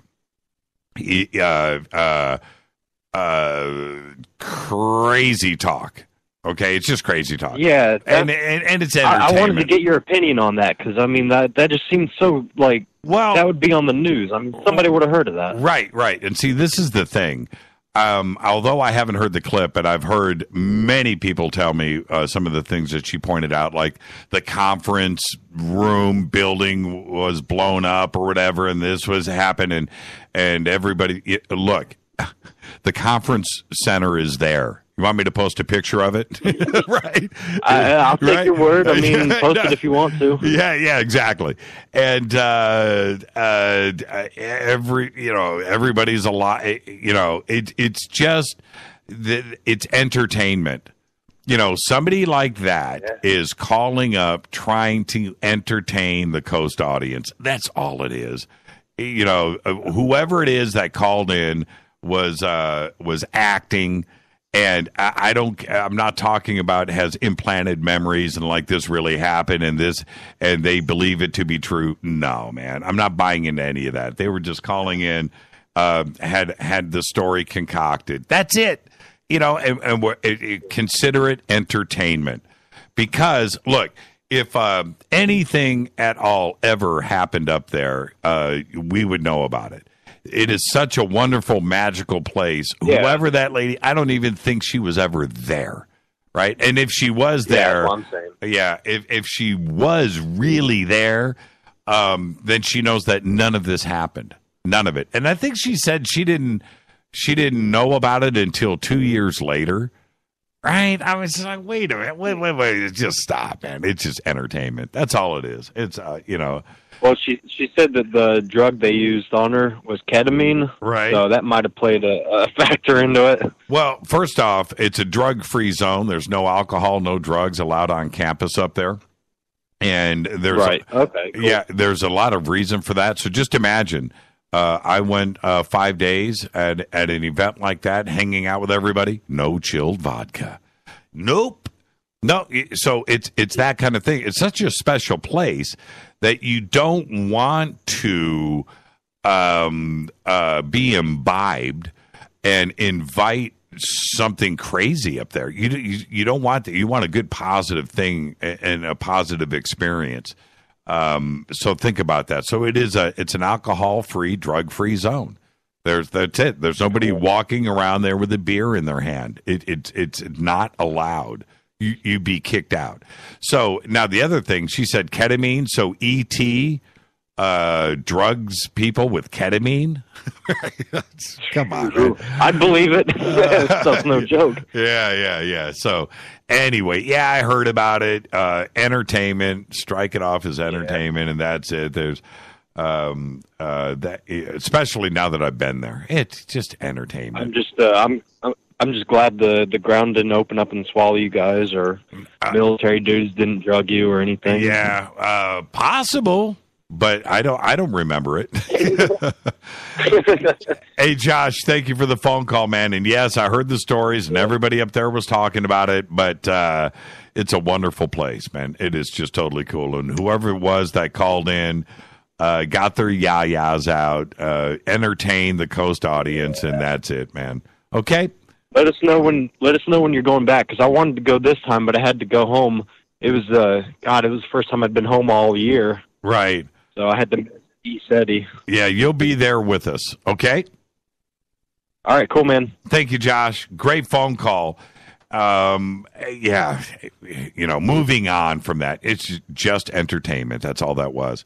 What do you think about, as we do this recap, when you went out, there's so many different areas there that are very, very powerful. It's a large ranch. But that medicine wheel is a pretty magical spot, and it was put there with intention. What do you think about that, Jason? What do you think is going on out there? Why is it so magical? Well, I actually went to that medicine wheel maybe twice a day just to, check the energies out and just kind of hang out. It almost has this energetic pull for you to go there. And this medicine wheel in particular was extremely powerful. And I've been to different medicine wheels around the world, and this one was no different. It was very powerful, and even walking up to the medicine wheel on the path, I had to stop many times along the path just to integrate the energy, because I was stepping on these vortexes. And when you enter this medicine wheel, you have these 4 energies from the directions coming through the medicine wheel, and it's spiraling in this beautiful vortex. And what James has done is he's pulled in these different star energies going through this medicine wheel, and I walk through it there every single day. And as you walk, it's almost like the energy will stop you, and you'll feel things working with your energy field. Things are going to be releasing from you. In fact, there was one time where I was in the Palladian section of this medicine wheel, and I thought that I was finished in there, and I went to leave out the gate there, and something grabbed the back of my shoulder and pulled me back in. And I said, okay, I guess I'm supposed to spend a little more time in here. And it was almost like they were pulling wounds or pulling energy out of my shoulder, which actually was painful, carrying my bag for so many days. And the pain went away after that. So it's almost like these energies are just going through us and charging us and aligning us with all these amazing energies of the property. We had, I think, the first day there, we had meatloaf, right? You remember that amazing meatloaf dinner that we had? It was just, it was just so good. So after that, after dinner, I'm out in the medicine wheel with, and I'm Joe Skeptic at this point. It's magical to play, but it's a medicine wheel, and it's my first night there. So I go out with James Gilliland and Mark Walsh, and we go out to the medicine wheel. And James is like, yeah, I want to show it to you. So we walk out. And we go to, we walk in from the east, and we go to the first section to the right, which I think is Orion. We go to Orion, and this is what James does. He goes, okay, all right, let's close our eyes. And he does his little speech to the Orion brothers, right? and come down, and my eyes are closed, and I start seeing stuff, right? And I'm tripping. And it lasts for about 5 minutes. And then and James turns to me, and I don't want to admit it, right? I'm not going to admit what just happened. It was really trippy. And James goes, so did you talk to him? And I'm like, I think it was that meatloaf we just had for dinner, right? And I cracked this joke. It was my deflection, right, of the reality of the situation that I could crack it. And James laughed, and yeah, maybe it was the meatloaf, and Mark, we all laughed. And I'm thinking, I'm sitting there going, that was pretty weird. That was weird. That area, I was just tripping. And I thought, okay, here we are. We just got here. It's Thursday night. I haven't even gotten settled yet. And I'm speaking to the Orion brothers out of the middle of this field. And it was the only way that I could kind of ground myself was to crack a joke about it. You know what I mean, Jason? And I know it may not have been the right approach to it, but at that point, I didn't know what else to do. You know, it wasn't denial because I know what happened, but I just needed to kind of get myself back and center myself by cracking a stupid joke like that. And yeah, wow. What a special place. I do that all the time. You know, it's great to crack a joke when you had this kind of experience. And, you know, it's great that James is there because he's observing and he knows that you're going through something. He knows. He absolutely knows. He has a great sense of humor as well. And he gets that. You know, he totally gets that. The medicine wheel, I think, and the certain areas, people use the word vortex, I think, a little bit too freely, because vortex is like a catch-all phrase for a lot of different things that could be going on. But that medicine wheel is just that, right? Is there another way to describe it other than some type of area that is pulling in energy from wherever it's coming from? You know what? Rita just posted pictures of this medicine wheel on Twitter, and I'm just looking at the pictures right now, and I'm getting chills through my whole body. So even just looking at these stones, I can feel that same energy that I felt over there. And what it's doing is just pulling in all these different elements, all these natural forces, and it's almost like knotting them together, spiraling them. And it's bringing it all together so that when we go in there, it allows us to align, ground, and balance so that we can be open to these experiences. Go ahead. Yeah, we're going to head towards a break right here, but there is something that I want your opinion about this when we come back. I felt like the entire time that I was there, I felt this excitement in my stomach, like when you first drop off on a roller coaster, that first drop, that thing that happens that doesn't come back for the rest of the ride, but you get it on the first drop. It was kind of like that the entire time I was there. There was a constant energy and excitement. Did you feel the same thing? Oh yeah, because you know, if you turn your head one way, you may catch something you weren't expecting. Yeah, absolutely. And it was never ending. Our guest tonight, Jason Quitt. We are going through a full ECETI recap. Now we're going to do some sky watching when we come back. Stay with us.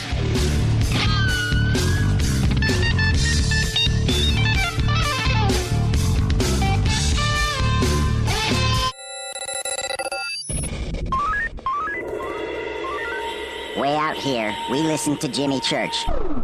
You're listening to Fade to Black.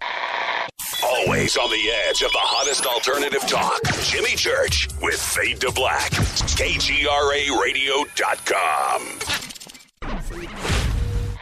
¿Qué tal, mis amigos? Yo soy Mario Carson, el tiburón, y los invito para que escuchen a mi buen amigo Jimmy Church Radio. ¡Claro que sí! Hello, Fadernauts. This is Jimmy Church, and I'm introducing New Pharma. a company whose products are based on science. Human function based on the endocannabinoid system, or ECS.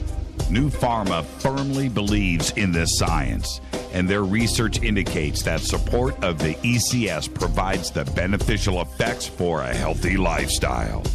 New Pharma's science includes relief capsules for pain relief, sleep capsules, which are natural support for occasional sleeplessness. Foundation is support for your ECS, and Fit capsules support your active lifestyle. Just click on the banner at jimmychurchradio.com and use the promo code F2B for a 33% discount on all of their products. Or visit newpharma.com for all of the knowledge on the science. That's GNUpharma.com. Go back, Lee Tappy.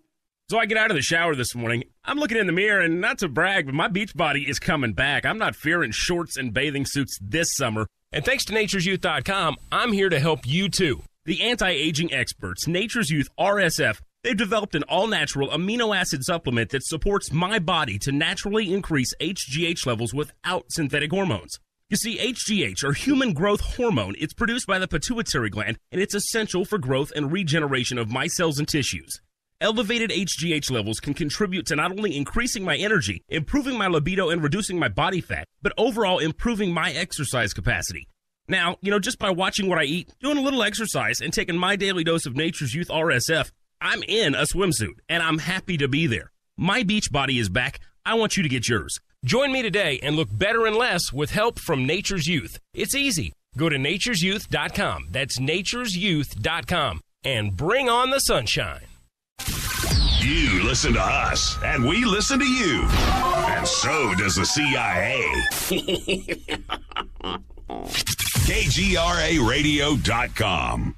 Hi, folks. CBD is the home run hitter for health right now. Why, you ask? Because of what it does for the body. Unfortunately, I can't tell you all about the benefit.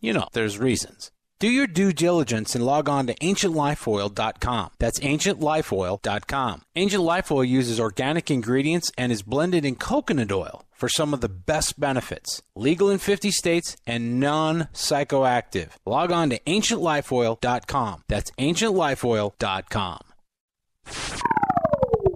You are listening to Fade to Black with Jimmy Church on the Game Changer Network. Oi, oi, I'm Reese Evans. You're listening to Jimmy Church. This is Revolution. The revolution will not be televised. The revolution is on radio. Ciao.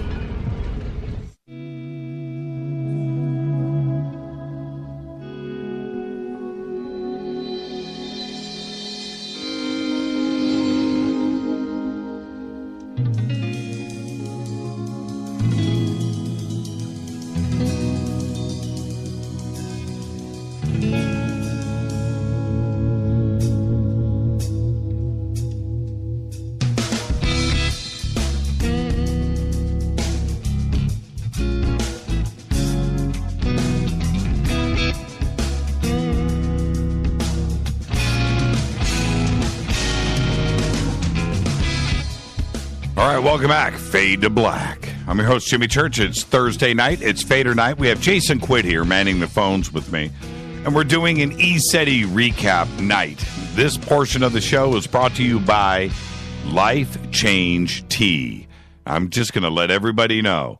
Try the oil of oregano. This stuff is no joke. Oil of oregano. Go and get it. It's one of the newest products. And I got to tell you, wow. Man, oil of oregano. Just go right now. Click on the banners over at jimmychurchradio.com. It'll take you over to getthetea.com. Just mention Jimmy when you order, either online or over the phone, and you're going to get yourself some free shipping. Also, with Ancient Life Oil, CBD, right now, mail order only. So click on the banner, go over to Ancient Life Oil, order old school, analog, and you're going to get a $5 discount on every single product that you order. Okay? All right. Continuing on. Jason, everybody wants to know about ECETI and the sightings that go on around the mountain and at night and the sky watches. They're all famous. We've all seen the videos over the years. And we sat down, and Thursday night we did our first sky watch, which was fun. It was cool. We saw some things. It was unique. But Friday night, it jumped off. That 1 hour run of the craziness that was going on over ECETI. How was that? Was that the most spectacular hour of sky watching you've ever done? It was non-stop. And this is what the listeners have to understand. There was all different types of sightings. It wasn't just one or another. There was things that looked like moving stars that changed directions. There was flashing lights, and some of these flashed up to like 30 times. And then there's ones that would zigzag around the sky. And then there's one that I've never really seen before, and this is the ones that phase in and out. And we learned a new phrase up at ECETI that I've never heard before, and it was called power up. And when we would see this light or this UFO come over our heads, and some of them were actually quite low, everybody would scream power up. And then this UFO or this light or whatever it was, it got so bright in the sky that it lit up the sky. And I've never experienced that before. So it was just a nonstop. And there was these lights on the mountain. There was constantly these lights appearing on the mountain, and they were extremely bright and extremely big. And I just posted a picture of that on Twitter for people to see. It's not the best picture because it's 14 miles away, but those lights were extremely bright. And here's one here, and thank you for that. Yes. Now, see, this is what I found really unusual, is that this mountain, everybody, is in your face all day long. It's right there. It's 13,000 feet tall. It's 13 miles away. It dominates your vision and its presence there. It's there. So you are able to study it. You cannot take your eyes off of it. You're always looking at it. Binoculars, you're taking pictures, and you study the mountain. By the end of the 5 days, I felt like I knew every pine tree, right? I knew every speck of snow. I knew every crack in the snow, looking at it so closely, and you know everything. And then when night comes in, because you've looked at it all day long, you know what you're looking at on this mountain. And to see a light on the mountain, I don't know if it's on the mountain or if it's flying in front of the mountain, but if it's on the mountain, it is on a serious steep slope that is nothing but jagged cliff rocks and snow that is so steep, right? And these lights are showing up, and you know what is there? It is the face of this mountain. What could it possibly be? Now, I'm going to ask you, Jason, what is it that you think you are looking at? Well, first, when I was looking at it, it was out of disbelief. So my scientific mind popped in and said, you know what? You know, this is happening when the sun goes down, so maybe it's the ionosphere changing and discharging a plasma on the mountain.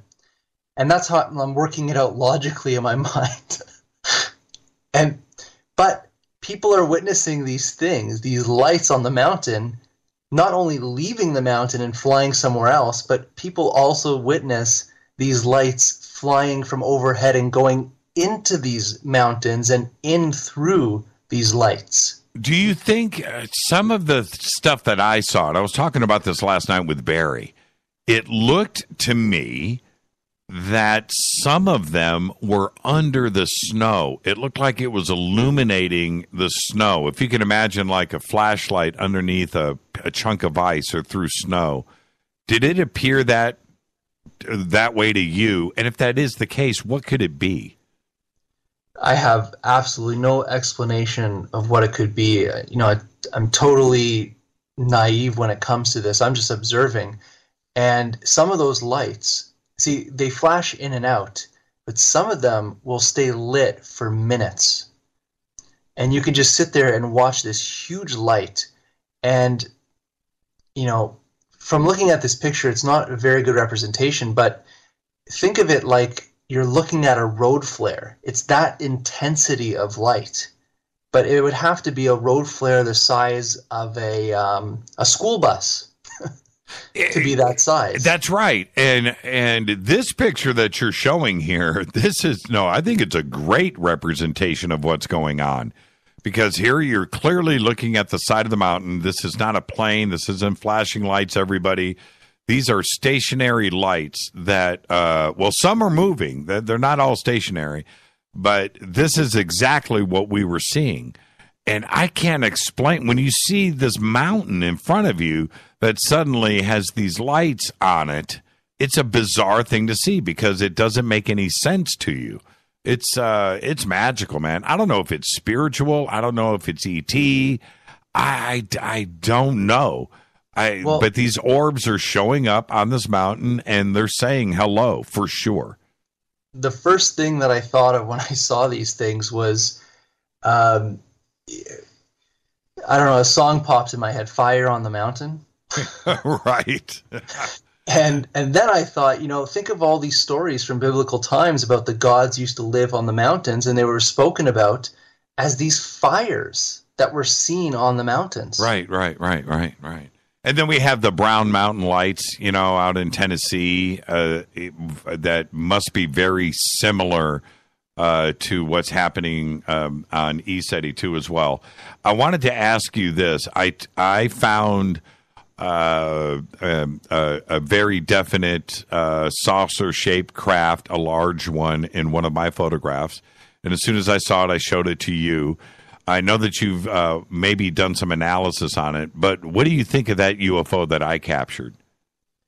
It was definitely metallic-like because you can see where the sun is reflecting off one side and it's illuminating the top half of it.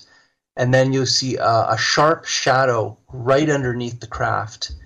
It's a classic saucer shape, and it's actually quite large.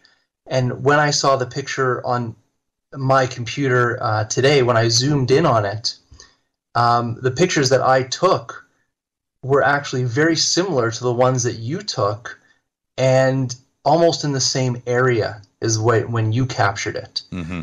So it's almost like two completely different cameras captured the same thing, kinda, right, in a similar area. So is that a hotspot? Is there something there that allows us to capture these craft going to and from around this mountain? And that disclosure is going to happen over the next 24 hours, everybody, and we'll show you what we think is going on. But we did find something very, very dramatic and spectacular on the mountain.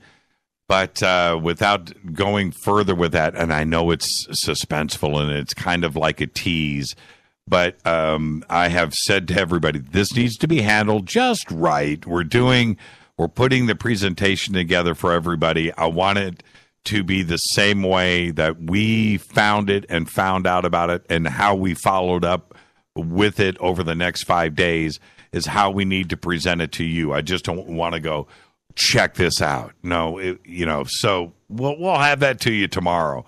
But what an amazing, without saying what it was, Jason, was that one of the most heart-stopping things that you could ever see, ever? It's like this verification of craziness, right? It was an amazing sight, and, your mind always kicks in to try to disprove what you're seeing. And, we're trying to find reasons why we shouldn't be seeing this. That's right. And watching, 100 people for 5 days, you couldn't help but be drawn to it for the next 5 days. And it was, and it's still there too, as well. That's the other crazy part. Wow. So, and it surprised James Gilliland as well. I had the privilege, because James has been looking at this mountain, right, for 30 years. He knows every inch, nook, and cranny without question, because I feel like I know every nook and cranny after 5 days. Imagine spending 30-odd years out there at that ranch with this thing staring at you in the face. And when I went up to him and said, dude, look at this, and to watch his face, and he's like, holy crap, right? And so, yes, it is something that You know what? I can't say anymore. Let's stop right there. Rita, hold on. Hey, Jason, next question. Did you you heard about the Bigfoot sighting that happened on Saturday night, Sunday morning? Did you feel a presence of Bigfoot? Okay, here's the story. I was with you. I was sitting with you and everybody, and that's when Larkin was saying his story about he witnessed the Bigfoot between this trailer and this window, right? And it was around 2:30 in the morning, and that was actually my window. Oh, that's right. Oh, I'm so glad. Okay, continue. Yes, I knew about this. I totally spaced it, Jason. Yeah, I apologize. So that's absolutely right. Okay, go ahead. Tell everybody what happened to you while this sighting was going on. Okay, so his story was based outside my window where I was sleeping, just outside my window. And I was so tired. I just passed out. I was sleeping. And I was sleeping with this window open next to me. And this is a wooden window in a frame. And I tried to close this window, and it's impossible. It's like you have to put your whole weight on this window to close it. So I just left it open because I couldn't close the window. And around that exact same time that the Bigfoot was sighted there, my window came crashing down and made the biggest bang, and it woke me up. And I just raised my head up a little. I looked around the room, didn't see anything. I just went right back to sleep, and I forgot about it. And then I was sitting with you and everybody around the fire pit the next day, and that's when he was telling the story of the Bigfoot encounter. And my heart stopped. I said, wait a second, where was it? And what time was that? And then I ran to my wife. I said, Monica, did you close the window last night? And she was like, no, I didn't go near the window. I'm like, okay, that was very, very strange. But I have to share another Bigfoot experience, and it involves Charlie Brown. Do you remember Charlie Brown? Oh, man. Charlie Brown, everybody, is one of the coolest dudes on planet Earth, and he's a long-haired dachshund. And the wisest of the wise, and he owns ECETI, right? ECETI is taken care.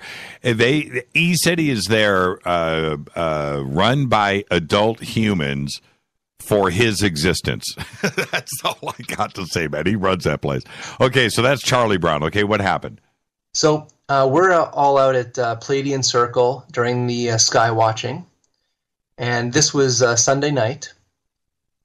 And it was myself, Holly Marie, Mark Walsh, my wife Monica, and Lori, who's the owner of Charlie Brown. And we're sitting and we're standing and walking around the Palladian Circle. And Charlie Brown starts barking and growling and wants to run away from Lori. So, I'm talking to Holly and Mark, and I'm not really paying too much attention, but Monica, my wife, and Lori are standing together talking, and the dog is going crazy and is trying to run in one direction. And Monica and Lori look in that direction, and they see an 8-foot-tall Bigfoot running across the field. And the oddest thing about this description was they said the fur of the Bigfoot was almost like blonde. It was a very light-haired Bigfoot.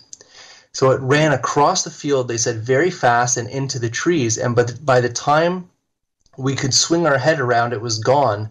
But Charlie Brown still wanted to chase this thing down. It was still barking. It was still trying to go in that direction. So if it wasn't for Charlie Brown, we wouldn't have had that experience. When Lori ran up to us and Monica and told us about what happened, and they were all excited, they said one thing I found very interesting. They said there was no sound.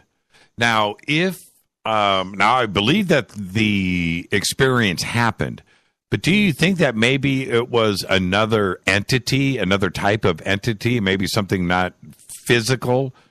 Because if it was an 8-foot, 500-pound Bigfoot, you would hear it breaking and running and pounding the ground as it ran away. They said it was silent. So do you think it could be something else? Well, actually, it was very far away from where we were. And if you remember Sunday night, it was extremely windy. There was a lot of wind noise. And even when we were in Palladian Circle and you were all up at the Skywatchers, we couldn't hear you at all. It was like silent. That's how the sound just is dampened over there.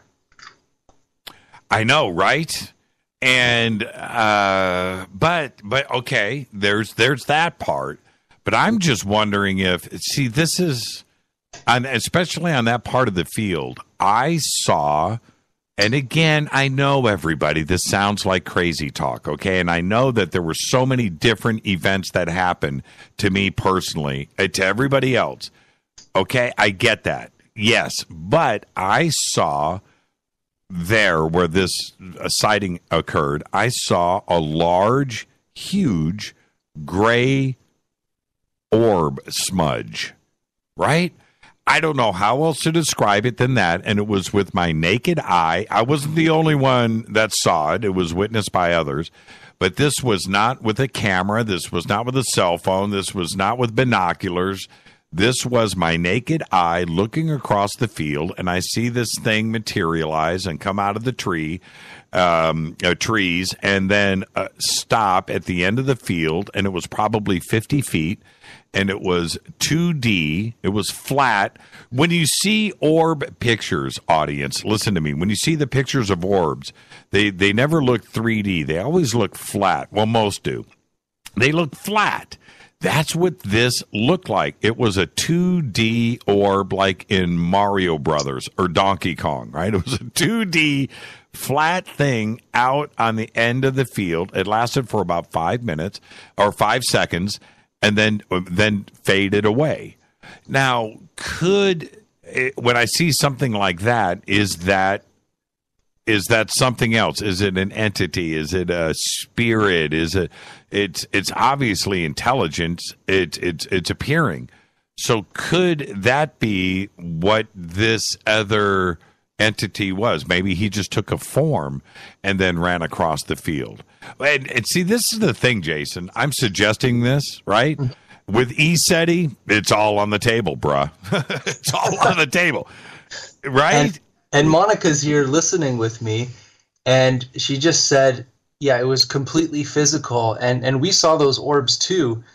And, you know, a lot of people say Bigfoot is multidimensional. Right. And maybe these beings, whoever they are, because, you know, we don't really have a real explanation, maybe they could actually manifest in a physical form for a short period of time and then poof out into their multidimensional self. Absolutely. Absolutely.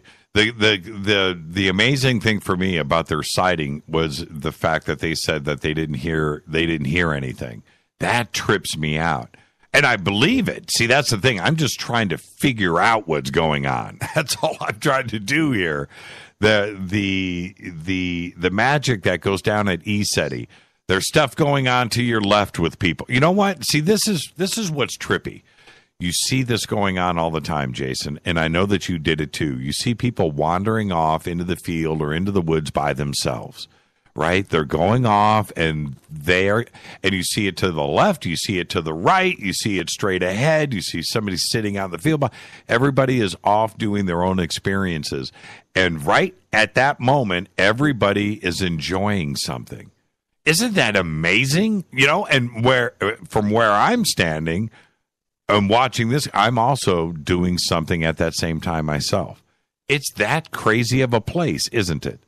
Yeah, and like I said, I didn't hear, you know, a big 8-foot creature outside my window breaking sticks at night. And I didn't see a big shadow. I just felt the intensity of the window crashing down. Now, share with the audience, we've got 4 minutes. Mm-hmm. Did you have the opportunity to wander off and do something by yourself, and what did you experience? That's a good question. You know what? I was with somebody the entire time I was there. I didn't get an opportunity to go off by myself. Okay. Well, there was a lot of meditating going on. There was a lot of inside things going on. And I've shared a couple with everybody. Did you have a personal experience like that you want to share? Yes, actually, in the first night when we were doing the circle with James, and we're setting the intention for the sky watching night. And he was basically allowing any energy to come in that would want to work with us or to assist us or heal us or whatever he was doing. He was doing a very beautiful meditation for healing. And he said that the energies of Mary Magdalene came in the room. And when that happened, I don't know what was going on with me, but my eyes were closed in meditation, and I felt something basically touching the front of my forehead. And when I felt that something touched the front of my forehead, I couldn't control myself. It was almost like waterworks. Tears just poured down my face uncontrollably. And that was a pretty dramatic thing. I wasn't thinking of anything. I wasn't doing anything. I was just sitting in silence and being aware of what was going on. And when he said that energy of Mary Magdalene came into the room and I felt something touch me, it like something deep came out of me at that time. So that was a profound experience for me. Okay, I'm going to do the abridged version of my little situation that I went down. When this was going on with James, I think, Jason, you were sitting in front of me. I was off to the side on the couch, right? And I was sitting near you, yes. Yeah, you were sitting next to me. So and this was at the very beginning of this little bonding ceremony, and everybody's sitting in a circle. And so I close my eyes. I want to participate. I just did the thing out at the medicine wheel with Mark and James, right? So I'm already kind of tripping that there's something going on at ECETI. And I'm sitting on the couch. And I'm going to make this really quick. I have 60 seconds. And so I close my eyes. I put my head back, and I get this picture of it was like a painting, like an oil painting, like a Van Gogh or some kind of weird Renaissance painting of a sun with triangle rays coming off of it, and it kind of comes across into my field of vision. And then that goes through, and then it's replaced with a halo, a bright halo with a cross in it, like that you see behind Jesus's head, or other, you see the halo with the cross, like a Templar cross thing in the halo, right? And that vision comes across, and I'm like, man, I want ETs right now. What am I doing with this religious thing? And it was really, and I didn't want that. And I'm trying to ixnay the religion, right? But it was there, and it was in my vision. And then he goes, Mary Magdalene is here. And my eyes popped open. I'm like, what kind of crap is this? What? Right? And I'm tripping out, and I'm trying, and I'm looking around the room, wondering if anybody's tripping like I was. And I closed my eyes again, and I sat back, and I was like, man, I don't want anybody to know that I just had this religious thing. I'm in denial about this. And I didn't want, it was, dude. And when he said Mary Magdalene, I knew something was tripping. That was excellent. Our guest tonight, Jason Quitt. It's Thursday. It's Fadernight. More of your phone calls are next. I'm your host, Jimmy Church. Right back. Hi, everybody. This is Rob Halford, the Metal Guard on JimmyChurchRadio.com. This is KGRA Digital Broadcasting Station. Salt Lake City, Utah. Van Buren, Arkansas. Okay, nurse, let's get this man to the ER stat. Right away, doctor. We see this every day. Heart attack or angina pain due to blocked and clogged arteries. Chelation can remove obstructions or blockages from arteries and help avoid painful and expensive surgery. Now there's Angioprim. It's a liquid oral chelation product that you take with juice. You start to feel the results fast. Angioprim increases blood flow all over the body, and that means more energy and strength to take on the day with less aches and pains. 60 years of research has gone into chelation, and Angioprim is the result. A safe and easy way to unblock your veins and arteries from buildup that slow circulation. Paging Dr. Jones. Please report to the emergency room right away. Log on now for a special radio offer from Angioprim. That's angioprim.com/radio. ANGIOPRIM. Angioprim.com/radio or call 877-882-7221. That's 877-882-7221. So, you love talk radio? Then you'll love TalkStreamLive.com. TalkStream Live is always on, 24/7 with the best streaming talk shows. Find your favorite talkers and discover some new ones. It's free, readily available online or on the smartphone or tablet. Finding your favorite talk shows all in one place has gotten a whole lot easier. Just go to TalkStreamLive.com. Be sure to download the free apps from Google Play or the iTunes App Store. Your contact for current news and trending topics. KGRARadio.com. Did you know that when you're on the road with limited data or Wi-Fi available, you can still listen to every minute of Fade to Black by just calling 605-562-4482. No smartphone, app, or internet needed. It saves your data plan and no extra cost if you have unlimited minutes. Just call 605-562-4482. You can listen to me, Jimmy Church, on any phone, anytime, anywhere. Go Beckley Teppy.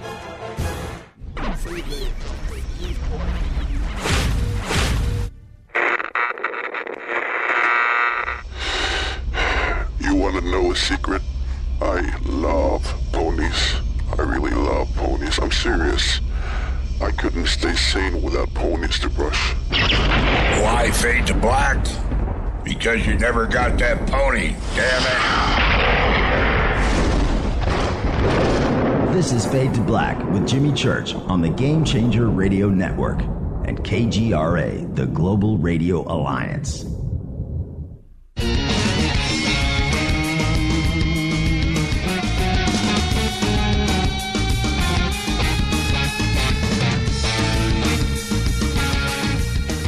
All right, welcome back, Fade to Black. Thursday night, Fadernight. Best night of the week. I'm your host, Jimmy Church. Follow me on Twitter, @JChurchRadio. Email is jimmy@jimmychurchradio.com. This portion of the show is brought to you by the one and only River Moon Coffee, makers of the Fade to Black blend. It's dark, it's complex, and it's smoky. Yeah, man, it's the best coffee in the world. Just go to the River Moon Coffee banner right there at jimmychurchradio.com. Click on it.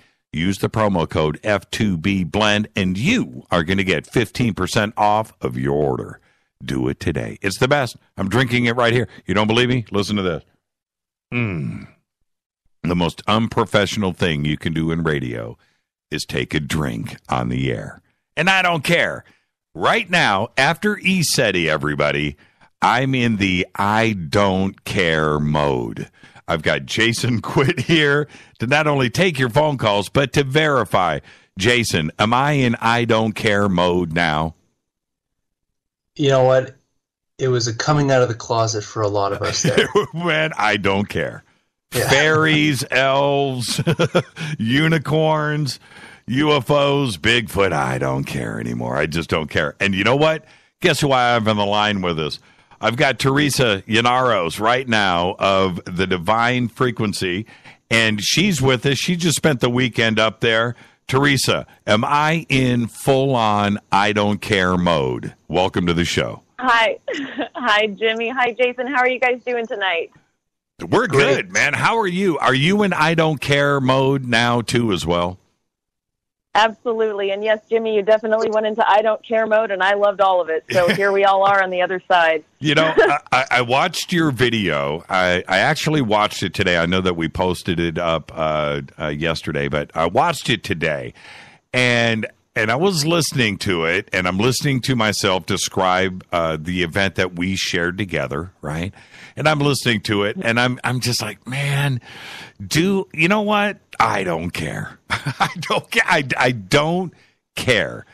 And it was just that magical of a moment that we shared, and that was just pretty amazing. And I'm glad that you're there to back up my BS. And, you know, because for those that are out there, Teresa, that are listening and maybe watching your video or listening to Jason and looking at these pictures and listening to these experiences, you know, unless you go through it, you just don't get it.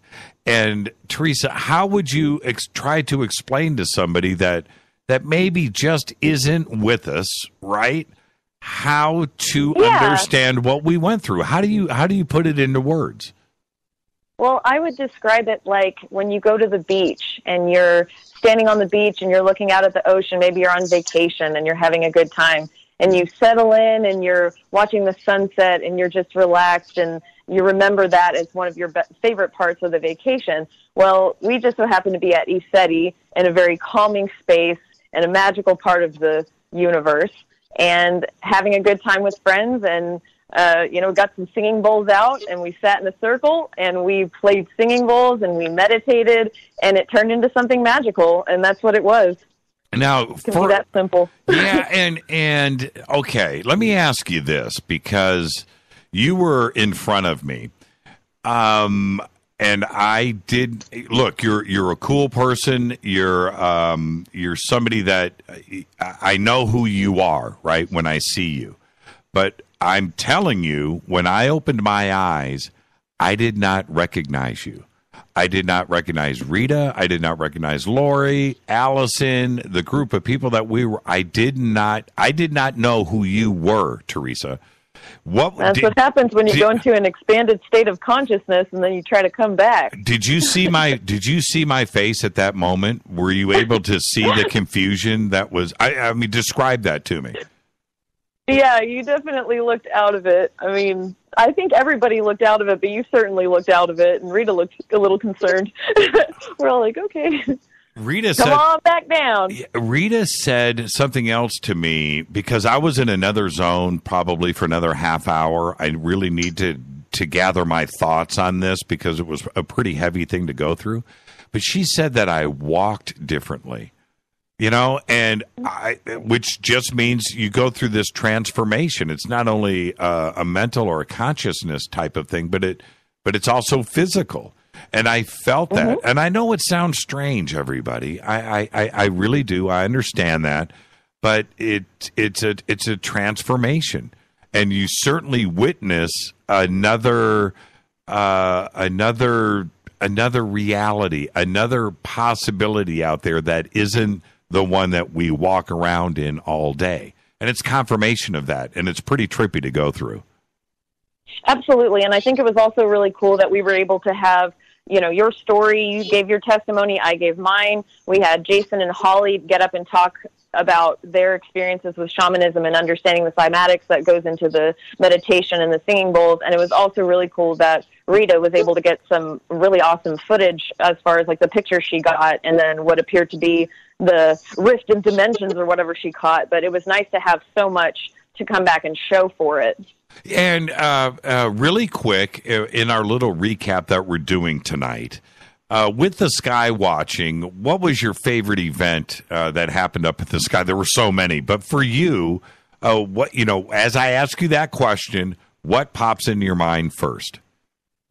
I think the most important experience to me at the Skywatch was watching the one, what appeared to be a satellite, and then another one all of a sudden pops up right next to it. But what was interesting, Jimmy, was that they kind of wavered. It wasn't straight. It was like they were just playing around with each other, and then they switched directions, and turned 90 degrees and went a different way. And that had a huge impact on me.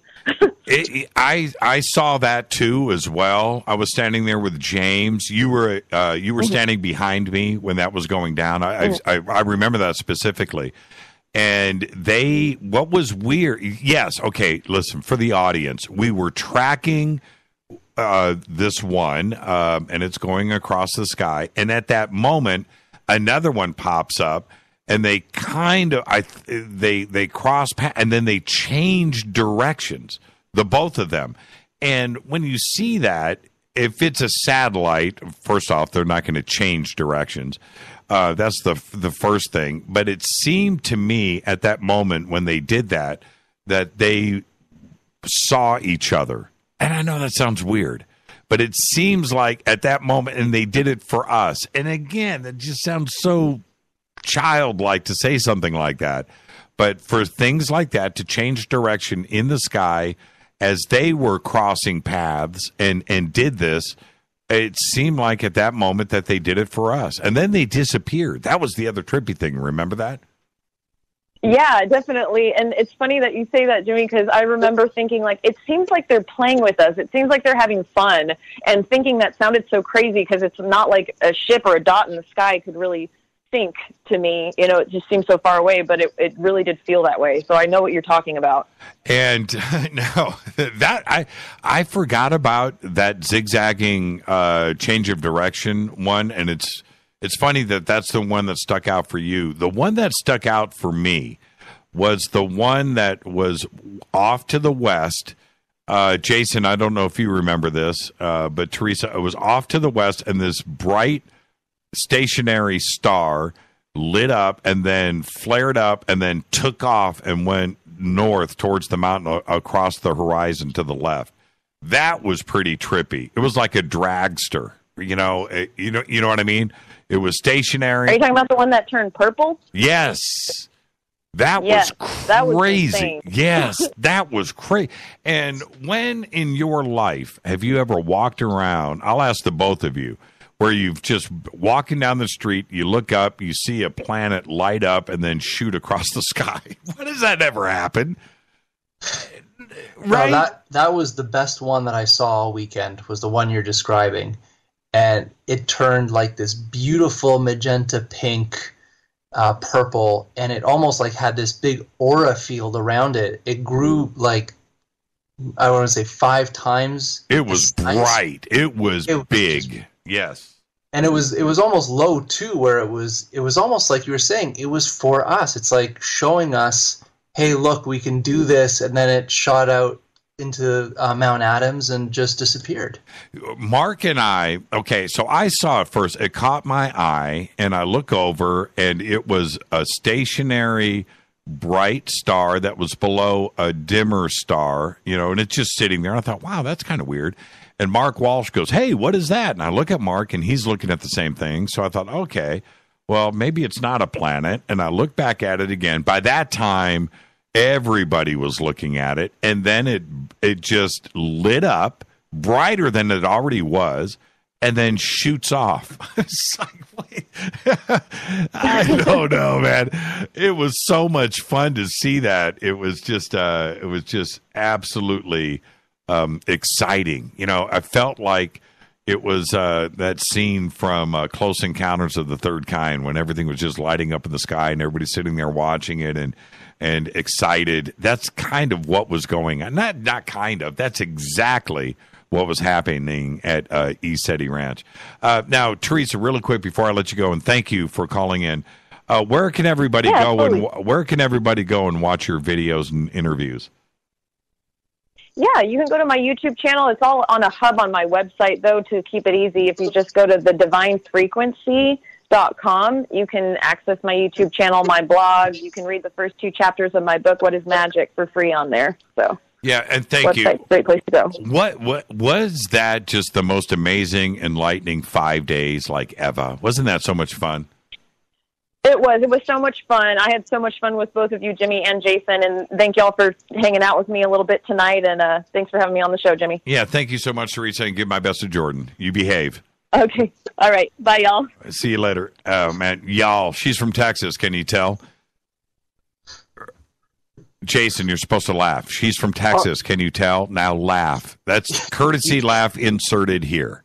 You can't hear me laughing? Okay, I have to laugh closer to the microphone.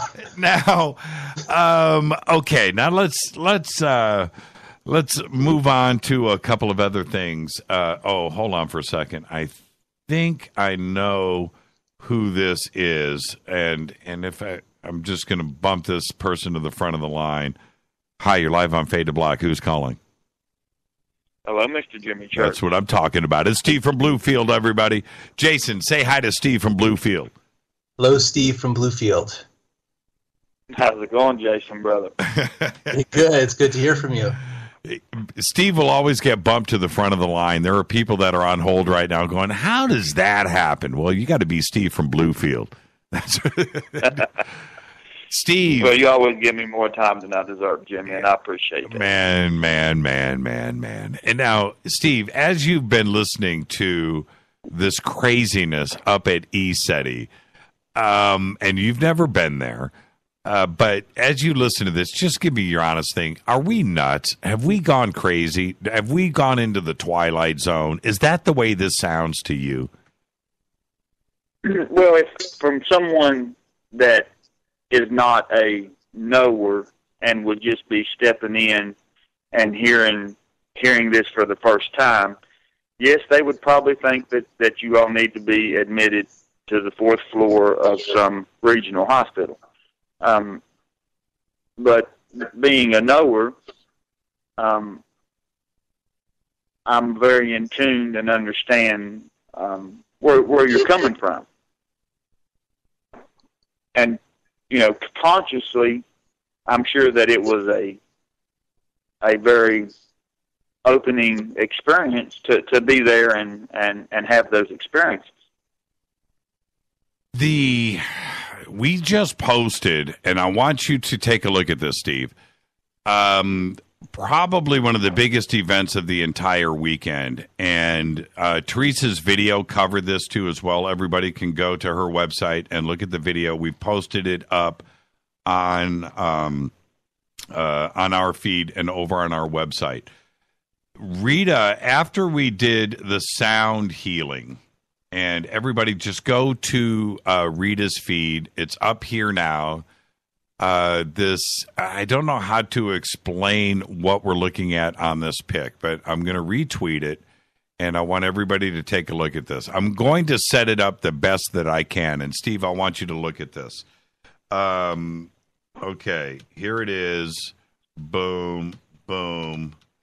Okay.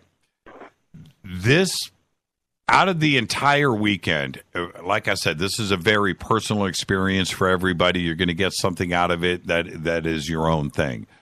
But Jason has done analysis on this pic. I have looked at this pic 100 times or more. In the medicine wheel, there's some different spots. And Rita was there after we did our ceremony. She went out and photographed the medicine wheel. And she photographed the Andromedan sign. And there's a before and after. She took 2 pics back to back, and they're both here. You can see the first one, and you can click and look at the second one. Everybody needs to look at the first pic first. Okay? There it is. And then right after that pic, there's 2. Now, here's the second pic. Now, I don't know how to explain this. I find it cool. I find it disturbing at the same time, because I am looking at, there's no question about, another dimension. And before, another parallel world, something else, another reality was captured in the pic. And this is one shot. This is not Photoshop. This is not 2 images combined. This is one picture. And Rita was drawn to the spot, and she took it, and this was after the ceremony. And if you look on the second half of the pic, and it looks like it's divided down the middle, there is shadows going on. There's a whole nother world captured in this pic. Jason, you have studied this pic. You have looked at it. You have copies of it. what do you think Rita captured here? Well, the first thing I thought of, obviously always trying to disprove it before, I say this is what it is. I think, there's a panorama setting on the camera, and this could be a glitch in that. But she did rapid fire shots, and I saw all of them. So did I. There was like 5 pictures before and like 5 pictures after, or more than that. And this was smack dab in the middle of those pictures through rapid fire shots. So was it a glitch? And if it was a glitch, was it caused by the energy of the magnetic field or some type of energy that was in this medicine wheel? And as I'm counting here, I can clearly see 1, 2, 3, 4, 5, 6, 7, 8. Like there's dimensions to this picture. So I have no explanation for this, but it's almost like this medicine wheel is almost like a gateway to other energy systems. And somehow this camera, this sensor in this camera picked up on those subtle changes in the electromagnetic field, and it registered them in the photo. And Steve, are you looking at this picture? Absolutely. Is that do you think that maybe the crystals had anything to do with the energy? Possibly. There are, yeah. I see. This is what is so amazing about this pic is that this is right after we went through this amazing ceremony, and I tripped. Right, I go through my trippy thing. Rita's taking pictures. I'm off trying to figure out reality at this point, and while all of this energy and stuff was going on, and I know this sounds like strange talk here. While all of this is going on, Rita takes this picture. And when we were going through, the first thing that went through my mind when I saw this picture is that is the same area, but another dimension, and it happened to be caught at that moment. That it's the same. It's like, you know what I mean? An alternate version of us right here, right now. It's shadowed. It's strange. It's dark, right? You know what I mean? It's got it's a darker version of this world at the same time that is going on the left-hand side. And you see the transition going there. As crazy as that sounds, that's exactly what I see in this picture. And I had the same reaction from just about everybody when they see it, because it's kind of obvious that you're looking at 2 different versions of the same spot. And that's the only way I can explain it. Jason, is that what you see? Yeah, and like I say, we can just calmly say this is a glitch in the camera, but what caused this glitch? I'm fine with that. Yeah. I'm totally fine with that, because everything else that she took, if it was a mechanical glitch, an electronic glitch, there would be other pictures that were doing this, and okay, we got to figure this out. Something happened, crack in the lens or whatever. Everything else is perfect. It's only this one shot on her iPhone that has ever been like this, ever, and any pictures that she's ever taken with this phone. Only this one turned out like this one time. I have a theory. And I think that there is some type of energy there or beings that we cannot see. Maybe some of us can, but they're showing us different things purposefully. So as you're having this experience, the camera's glitching out. As we're having this experience, fairies are stealing our stuff. Right. As we're having this experience, Bigfoot is saying, hello, I'm here. It's almost like ECETI is a place to go to reconnect to these unseen worlds and say, hello, we're here. Remember us. and now, and check this out, Steve. And I know that I've talked about this kind of stuff now for the last 3 shows since we've been back from ECETI. This picture that you're looking at, my little fairy story, the drum ceremony, the singing bowls, the stuff going on at night, Bigfoot running around, another entity, the gray orbs that are floating, the things on the side of the mountain, the lighting up. This stuff is going on 24/7 in any direction that you want. There's something crazy like this going on with everybody there. It's insane. I can't explain it, man. Makes this whole ranch just something that is magnificent, Jimmy, for lack of a better term, a magical place that you have so many different type of events that is occurring at one location. You know, most places just have either you have Bigfoot sightings or you have just orb sightings or you just have UFO sightings. Or nothing at all. Or nothing. Right. And to have so many of multiple, interactions with unknowing entities and dimensions, it's without a better term, it's a magical environment and place to be at. And I can continue with this. This is what's really nutty, is that there are things that we haven't talked about yet that we're going to present over the next couple of days, and it's even more extraordinary than everything that we have been talking about so far. If you want to really be pushed over the edge, we're going to do that for you in the next 24 hours, and it's going to go to the next level. But after all of this is going on, right, all of this stuff, all day, it's just cool thing. Then we start scanning through our photographs, and we're finding flying objects. It's like, wait a minute. It's just like, it was just too much, Steve. It was one thing after another. Now, the people that work at ECETI that are there all the time, they're like, told you so. We warned you. We told you that we told you about Bigfoot. We told you about the fairies. We told you about the lights. We told you about the medicine. We told you about but it doesn't, and you just go through this experience and it all just unfolds in front of you. It was just unbelievable. Unbelievable.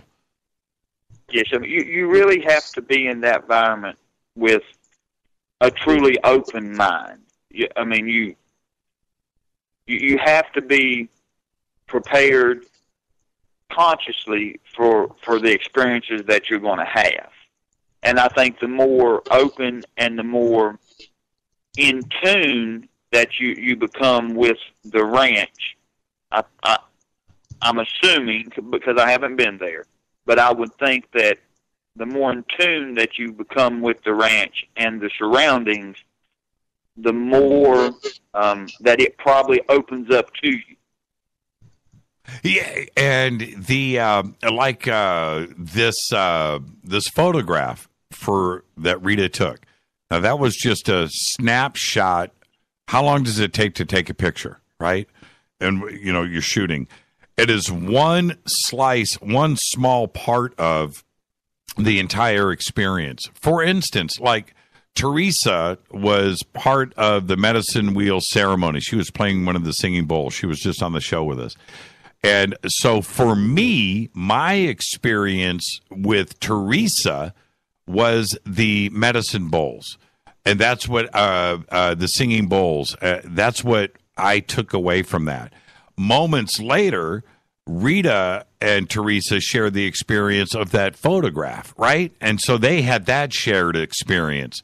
I'm walking away, going off into something else. Rita's, you know what I mean? It was, I can't explain it any better than that.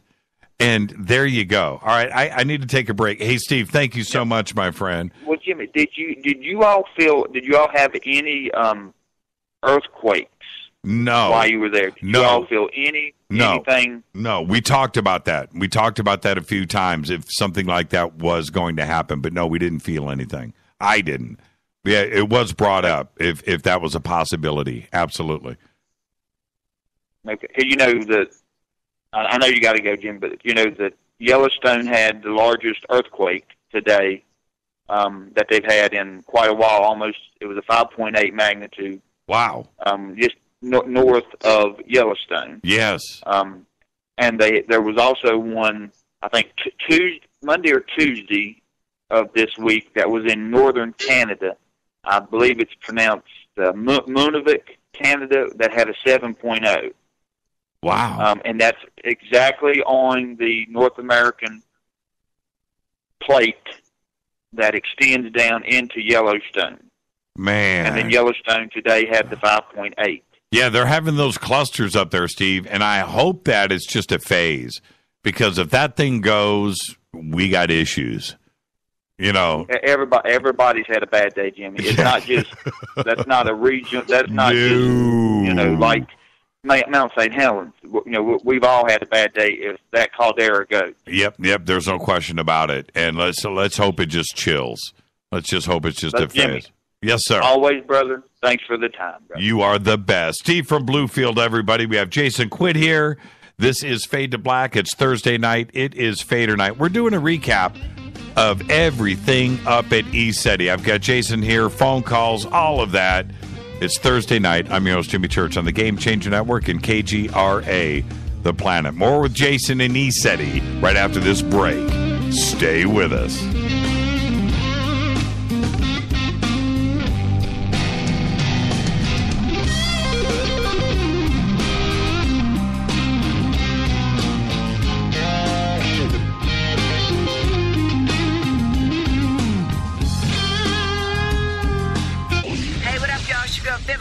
Here, and you are listening to my boy Jimmy Church on JimmyChurchRadio.com.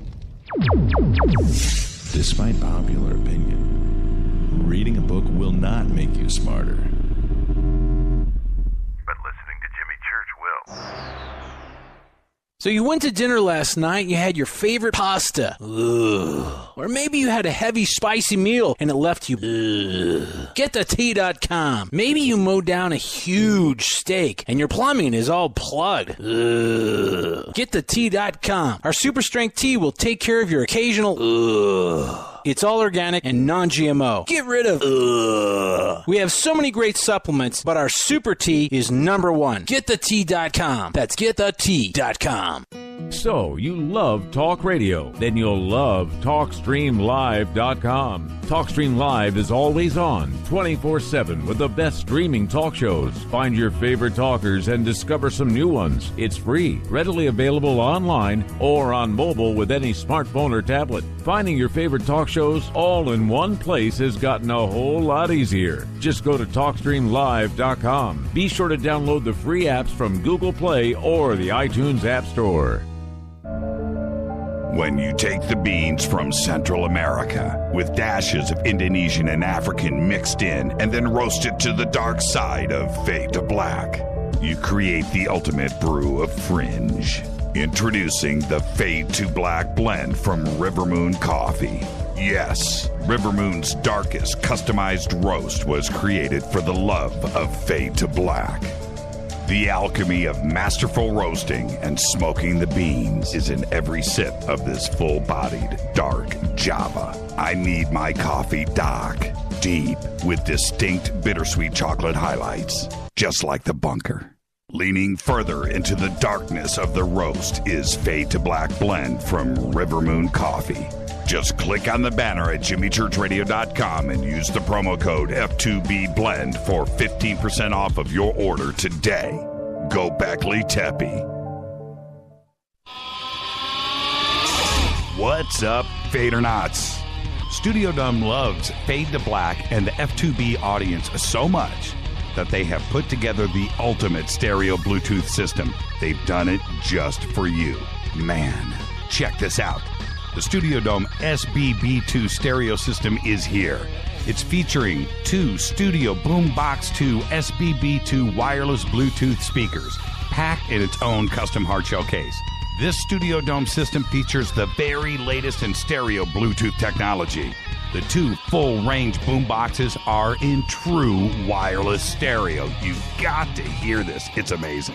It's just $129 and use the promo code JCRTWS and you'll also get free shipping. It's simple. Just go to jimmychurchradio.com, click on the Studio Dome banner. Go Beckley Tepe. Erica, Brittany, Gabby, and you're listening to jimmychurchradio.com. It's not a lifestyle we chose. We were born this way. KGRAradio.com.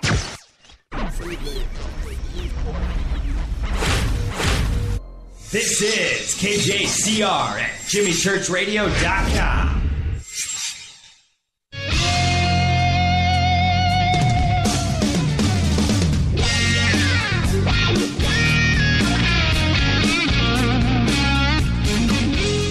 All right, welcome back. Fade to Black. Thursday night, Fadernight. Got the bunker cam on. What's up, everybody? Got Jason Quitt here. We're doing a full ECETI recap, and this portion of the show is brought to you by New Pharma, GNU Pharma, newpharma.com. Click on the banner over at jimmychurchradio.com. Go visit the site. Check out the science behind New Pharma. Use the promo code F2B. It's right there in the banner. Use the promo code F2B, and you will get 33% off of your order because you are a Fadernaut. That's newpharma.com. We got Jason Quitt here. Jason, before we get back to the calls, the fairies, right? And we were warned. You remember when Ashley was taking us through the orientation, and she brings up the fairies. She's like, okay, they're going to come, and if you get messed with, and they just like to play these little things, and your keys show up missing or something shows, just be nice to the fairies, ask for it to be returned, and it will be returned. And then so I'm just like, ha ha ha, right? And stuff started to happen. I was like, this is too much. Did you have a fairy encounter when you were there? I did. Tell me I about didn't tell it. anybody this because it was kind of embarrassing. But what happened to me was I borrowed a cable from John, who was working the AV, right, to load my digital images on the computer. And he said, "Please bring it back. This is so important." So I wrapped it up very nicely. I put it in my pocket. And I go walk right to him, and I stick my hand in my pocket, and my pocket is empty. I already knew where this was going. Okay, so what happens next? Did you have did you give in to the fairies? You had to at that point go, okay, all right, I got to do this.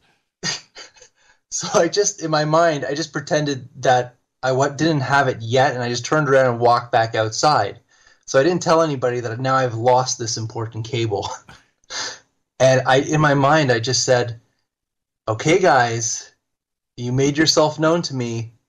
Give it back. I have to give this back right please. away. It's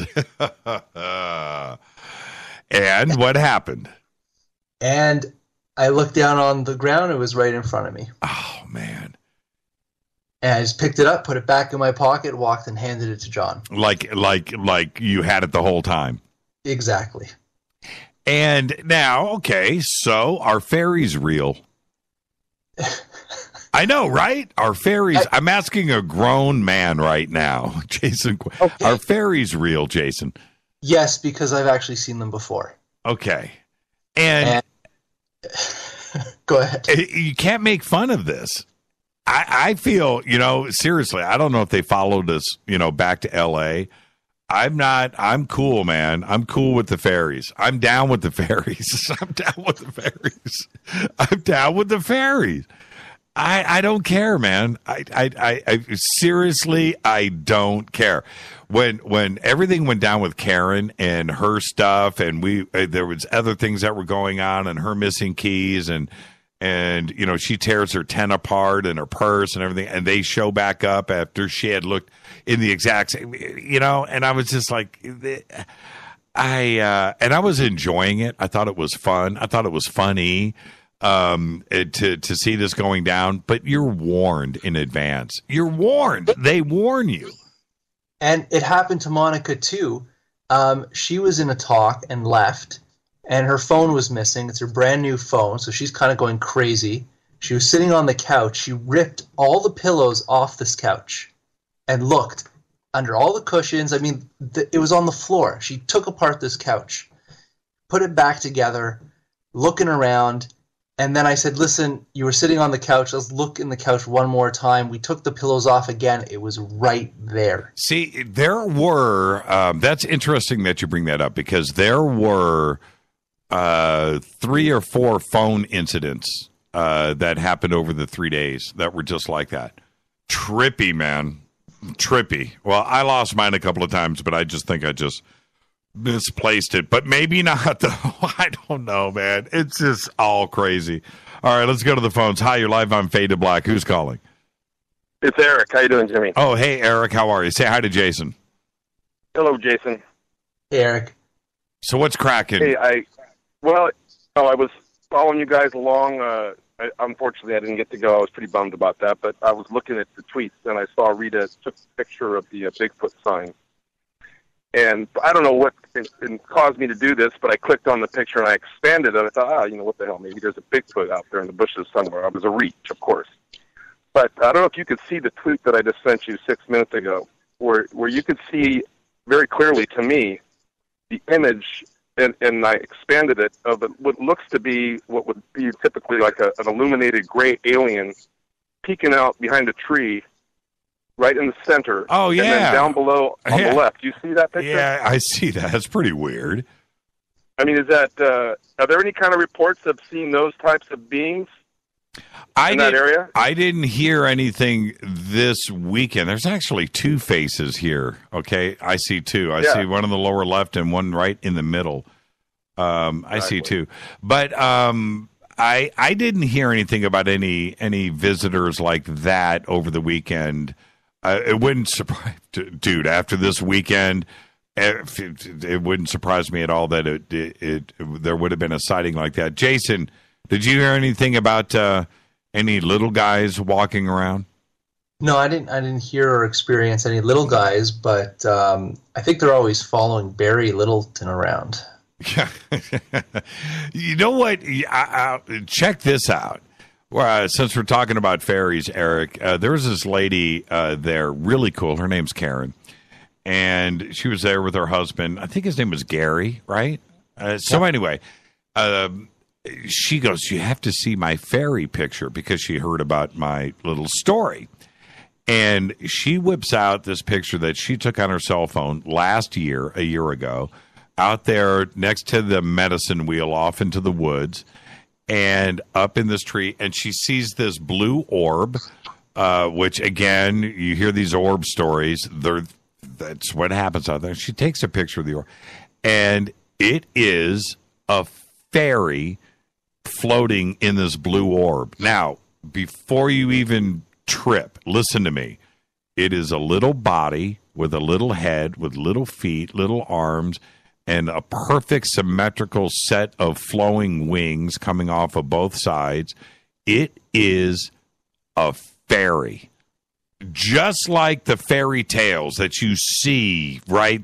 It is that. And it's high up above the tree, and it's right in the middle of this blue burst of light. It is the craziest picture ever. It is a picture of a fairy. No question. You look at this and you go, that's a fairy. It looks photoshopped. It's so cool. And it was taken on her phone. Jason, did you see the pic? I didn't see the pic, but I heard about it. Oh, man. And she says she's got a better one. I was like, wait, how do you? She goes, it's on my other phone, but I'm going to email it to you. We haven't gotten it yet. But and here I am, a grown man talking about fairies on a radio show. I seriously, I really don't care what anybody has to say. I don't. The biggest skeptic in the world, I would love Mike Barra to go to ECETI Ranch, because that guy would walk out of there a changed man. A changed man. I would love to just witness that.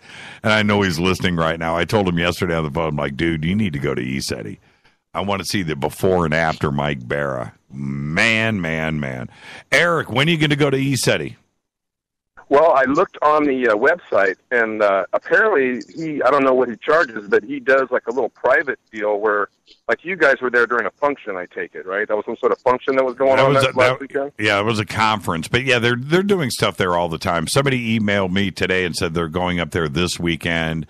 I got another email from somebody that said that they're going up there in 3 weeks. Somebody posted on Facebook they're going up there in 2 weeks.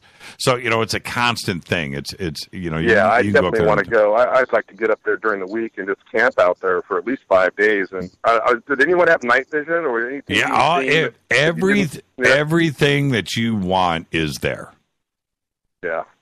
So I have just one little favor to ask you, if you could. What's that? If you can ask James Zillion, if he could, at his convenience, go out to that same spot where Rita took that picture with his camera, hopefully he's got a nice one, and zoom in on that area and take another picture, because if I was trying to vet this, I would say if those same images are there exactly like when he takes a picture, then that means it could be some sort of anomaly. But let's just say that he takes a picture and we don't see that little head popping out or down below on the left. To me, that would mean that maybe that is something. That really could be something there that I'm looking at. Yeah, it could be. I mean, it could be. That where that picture was taken right there, you remember when Clyde Lewis called into the show last year and told us about his Bigfoot sighting? Yes. That is right where Clyde had his sighting. Right there. Wow. And so when we were taking those pictures, James was walking us through the woods, the route that Bigfoot had taken, and stopped right there at the lake that is there. So that's just to give you a frame of reference. If you know anybody going up there that James doesn't want to bother with taking the picture, I would pay, I'd pay someone to take a picture. Otherwise, I'm taking pictures when I get up there, because that to me looks like. And there's another one that is harder to see on the upper right. So I actually see 3 images of 3 faces in this picture. Anyway, it's just kind of exciting, because hearing everything you're talking about, it could be just as possible as anything else that we talked about tonight. Right. Yeah. Anyway, it's exciting though. It seems like it was even more exciting than the Joshua Tree experiences. Well, two different things, and Joshua Tree is, I don't want to say just as. But it's a magical area. I've had the best experiences there. What I didn't do ever at Joshua Tree is go and do a bowl ceremony or some type of meditation or a drum ceremony or anything like that. The opportunity didn't present itself. So, but there are some sacred spots there, and I've seen some amazing things. Not only the big sighting at Contact, but off campus there, we've had our own experiences too as well, including the first year that we were there when Rita and I had our little cabin out in the middle of the desert. There was things going on there too as well. And Sedona is the same type of place. And then look, you have Brown Mountain, and what goes on out there too as well. So there are some sacred spots around this country. Now, but then again, I'm telling you, ECETI started when we got there and continued all the way until we left. It did not stop. It was 24 hours a day, just like tumbling through space, weightless. That's the best way I can explain it to you. It was crazy. It's got to change your whole paradigm. And I'm thinking, me personally, I don't have any more doubt. After what I saw at the Joshua Tree with my night vision, that's the way that thing moved in the sky, I'm beyond disbelief at this point. There's no doubt in my mind that this stuff is real. I don't care what anybody says. Yeah. That's just my opinion. Yeah, you need to go. Just go up there and camp and go and hang out. Get a cabin up there and or a yurt. Do your thing. I would love to. I think one of the experiences that we didn't do there, which Jason did, is sleep there. We stayed off campus. I can only imagine, and Eric, thank you for the phone call. I can only imagine what goes on while you sleep there. Jason, did you have amazing dreams? Yeah, the first night, it was like the dream world just opened up. I wish I could remember them right now, but I remember waking up and saying that was like the best sleep of my life.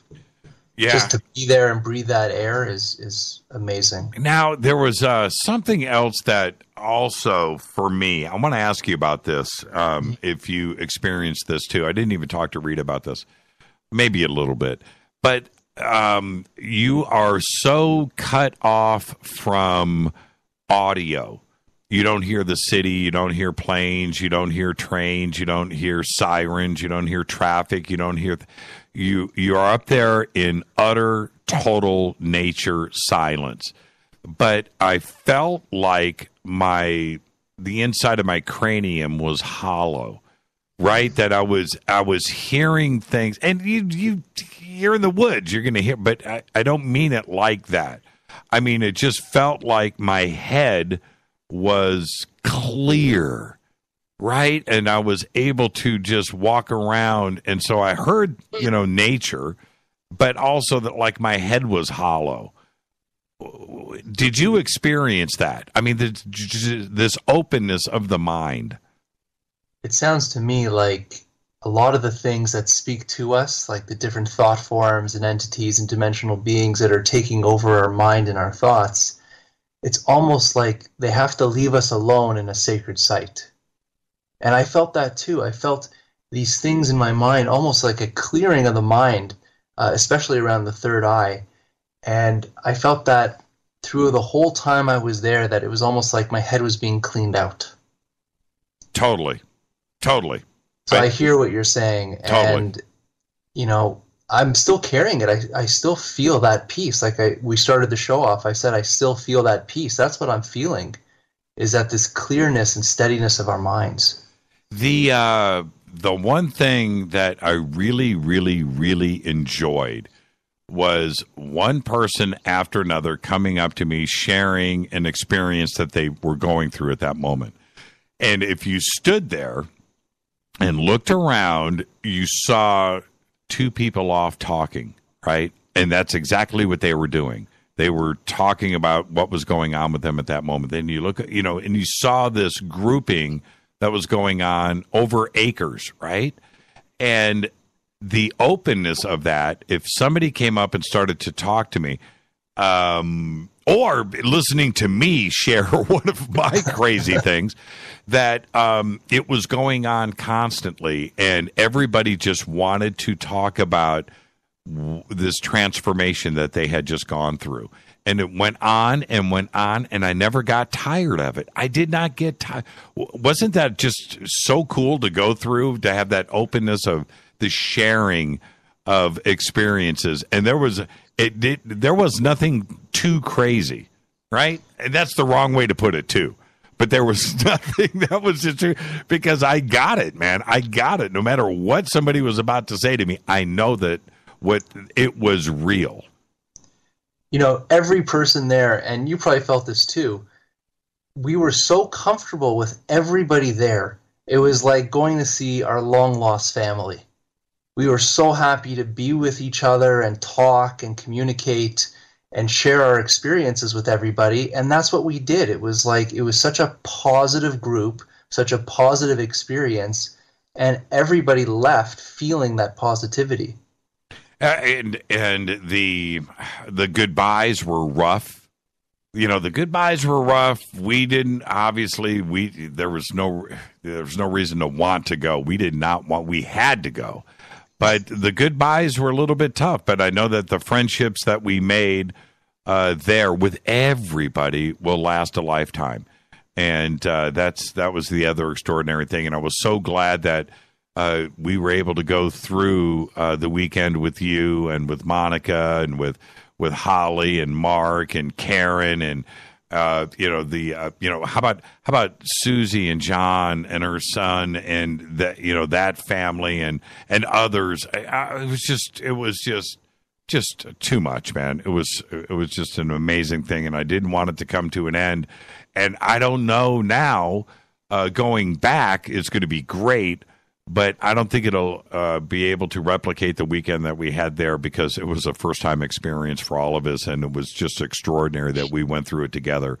And, 10 years from now, we'll be sitting around talking about the fairies in the ring, the fairies in your cable and the sightings in the sky and the things that just happened this weekend. It was just absolutely amazing, and I want to thank you for that. How's Monica doing and the transformation? Is she grounded yet, or are you guys still floating?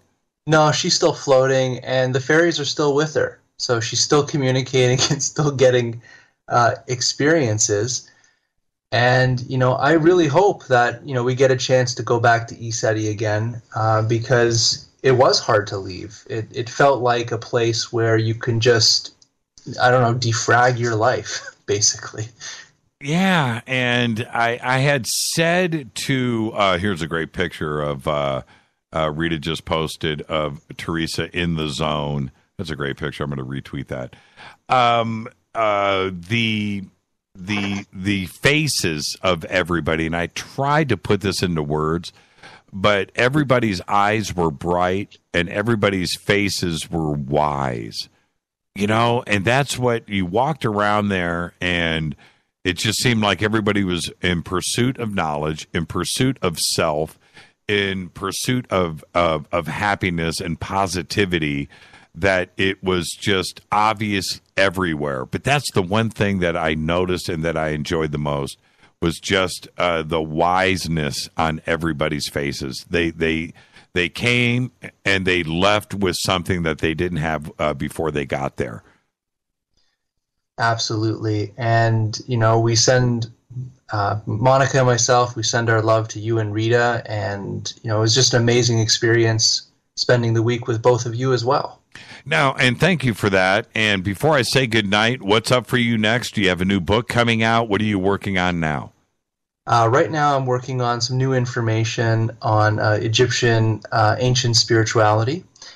And I'm working on another couple projects. But coming August, I'm going to be going to Florida to the New World Consciousness Expo in Orlando, which is the August 11th weekend. So I'm going to do it again. Road trip.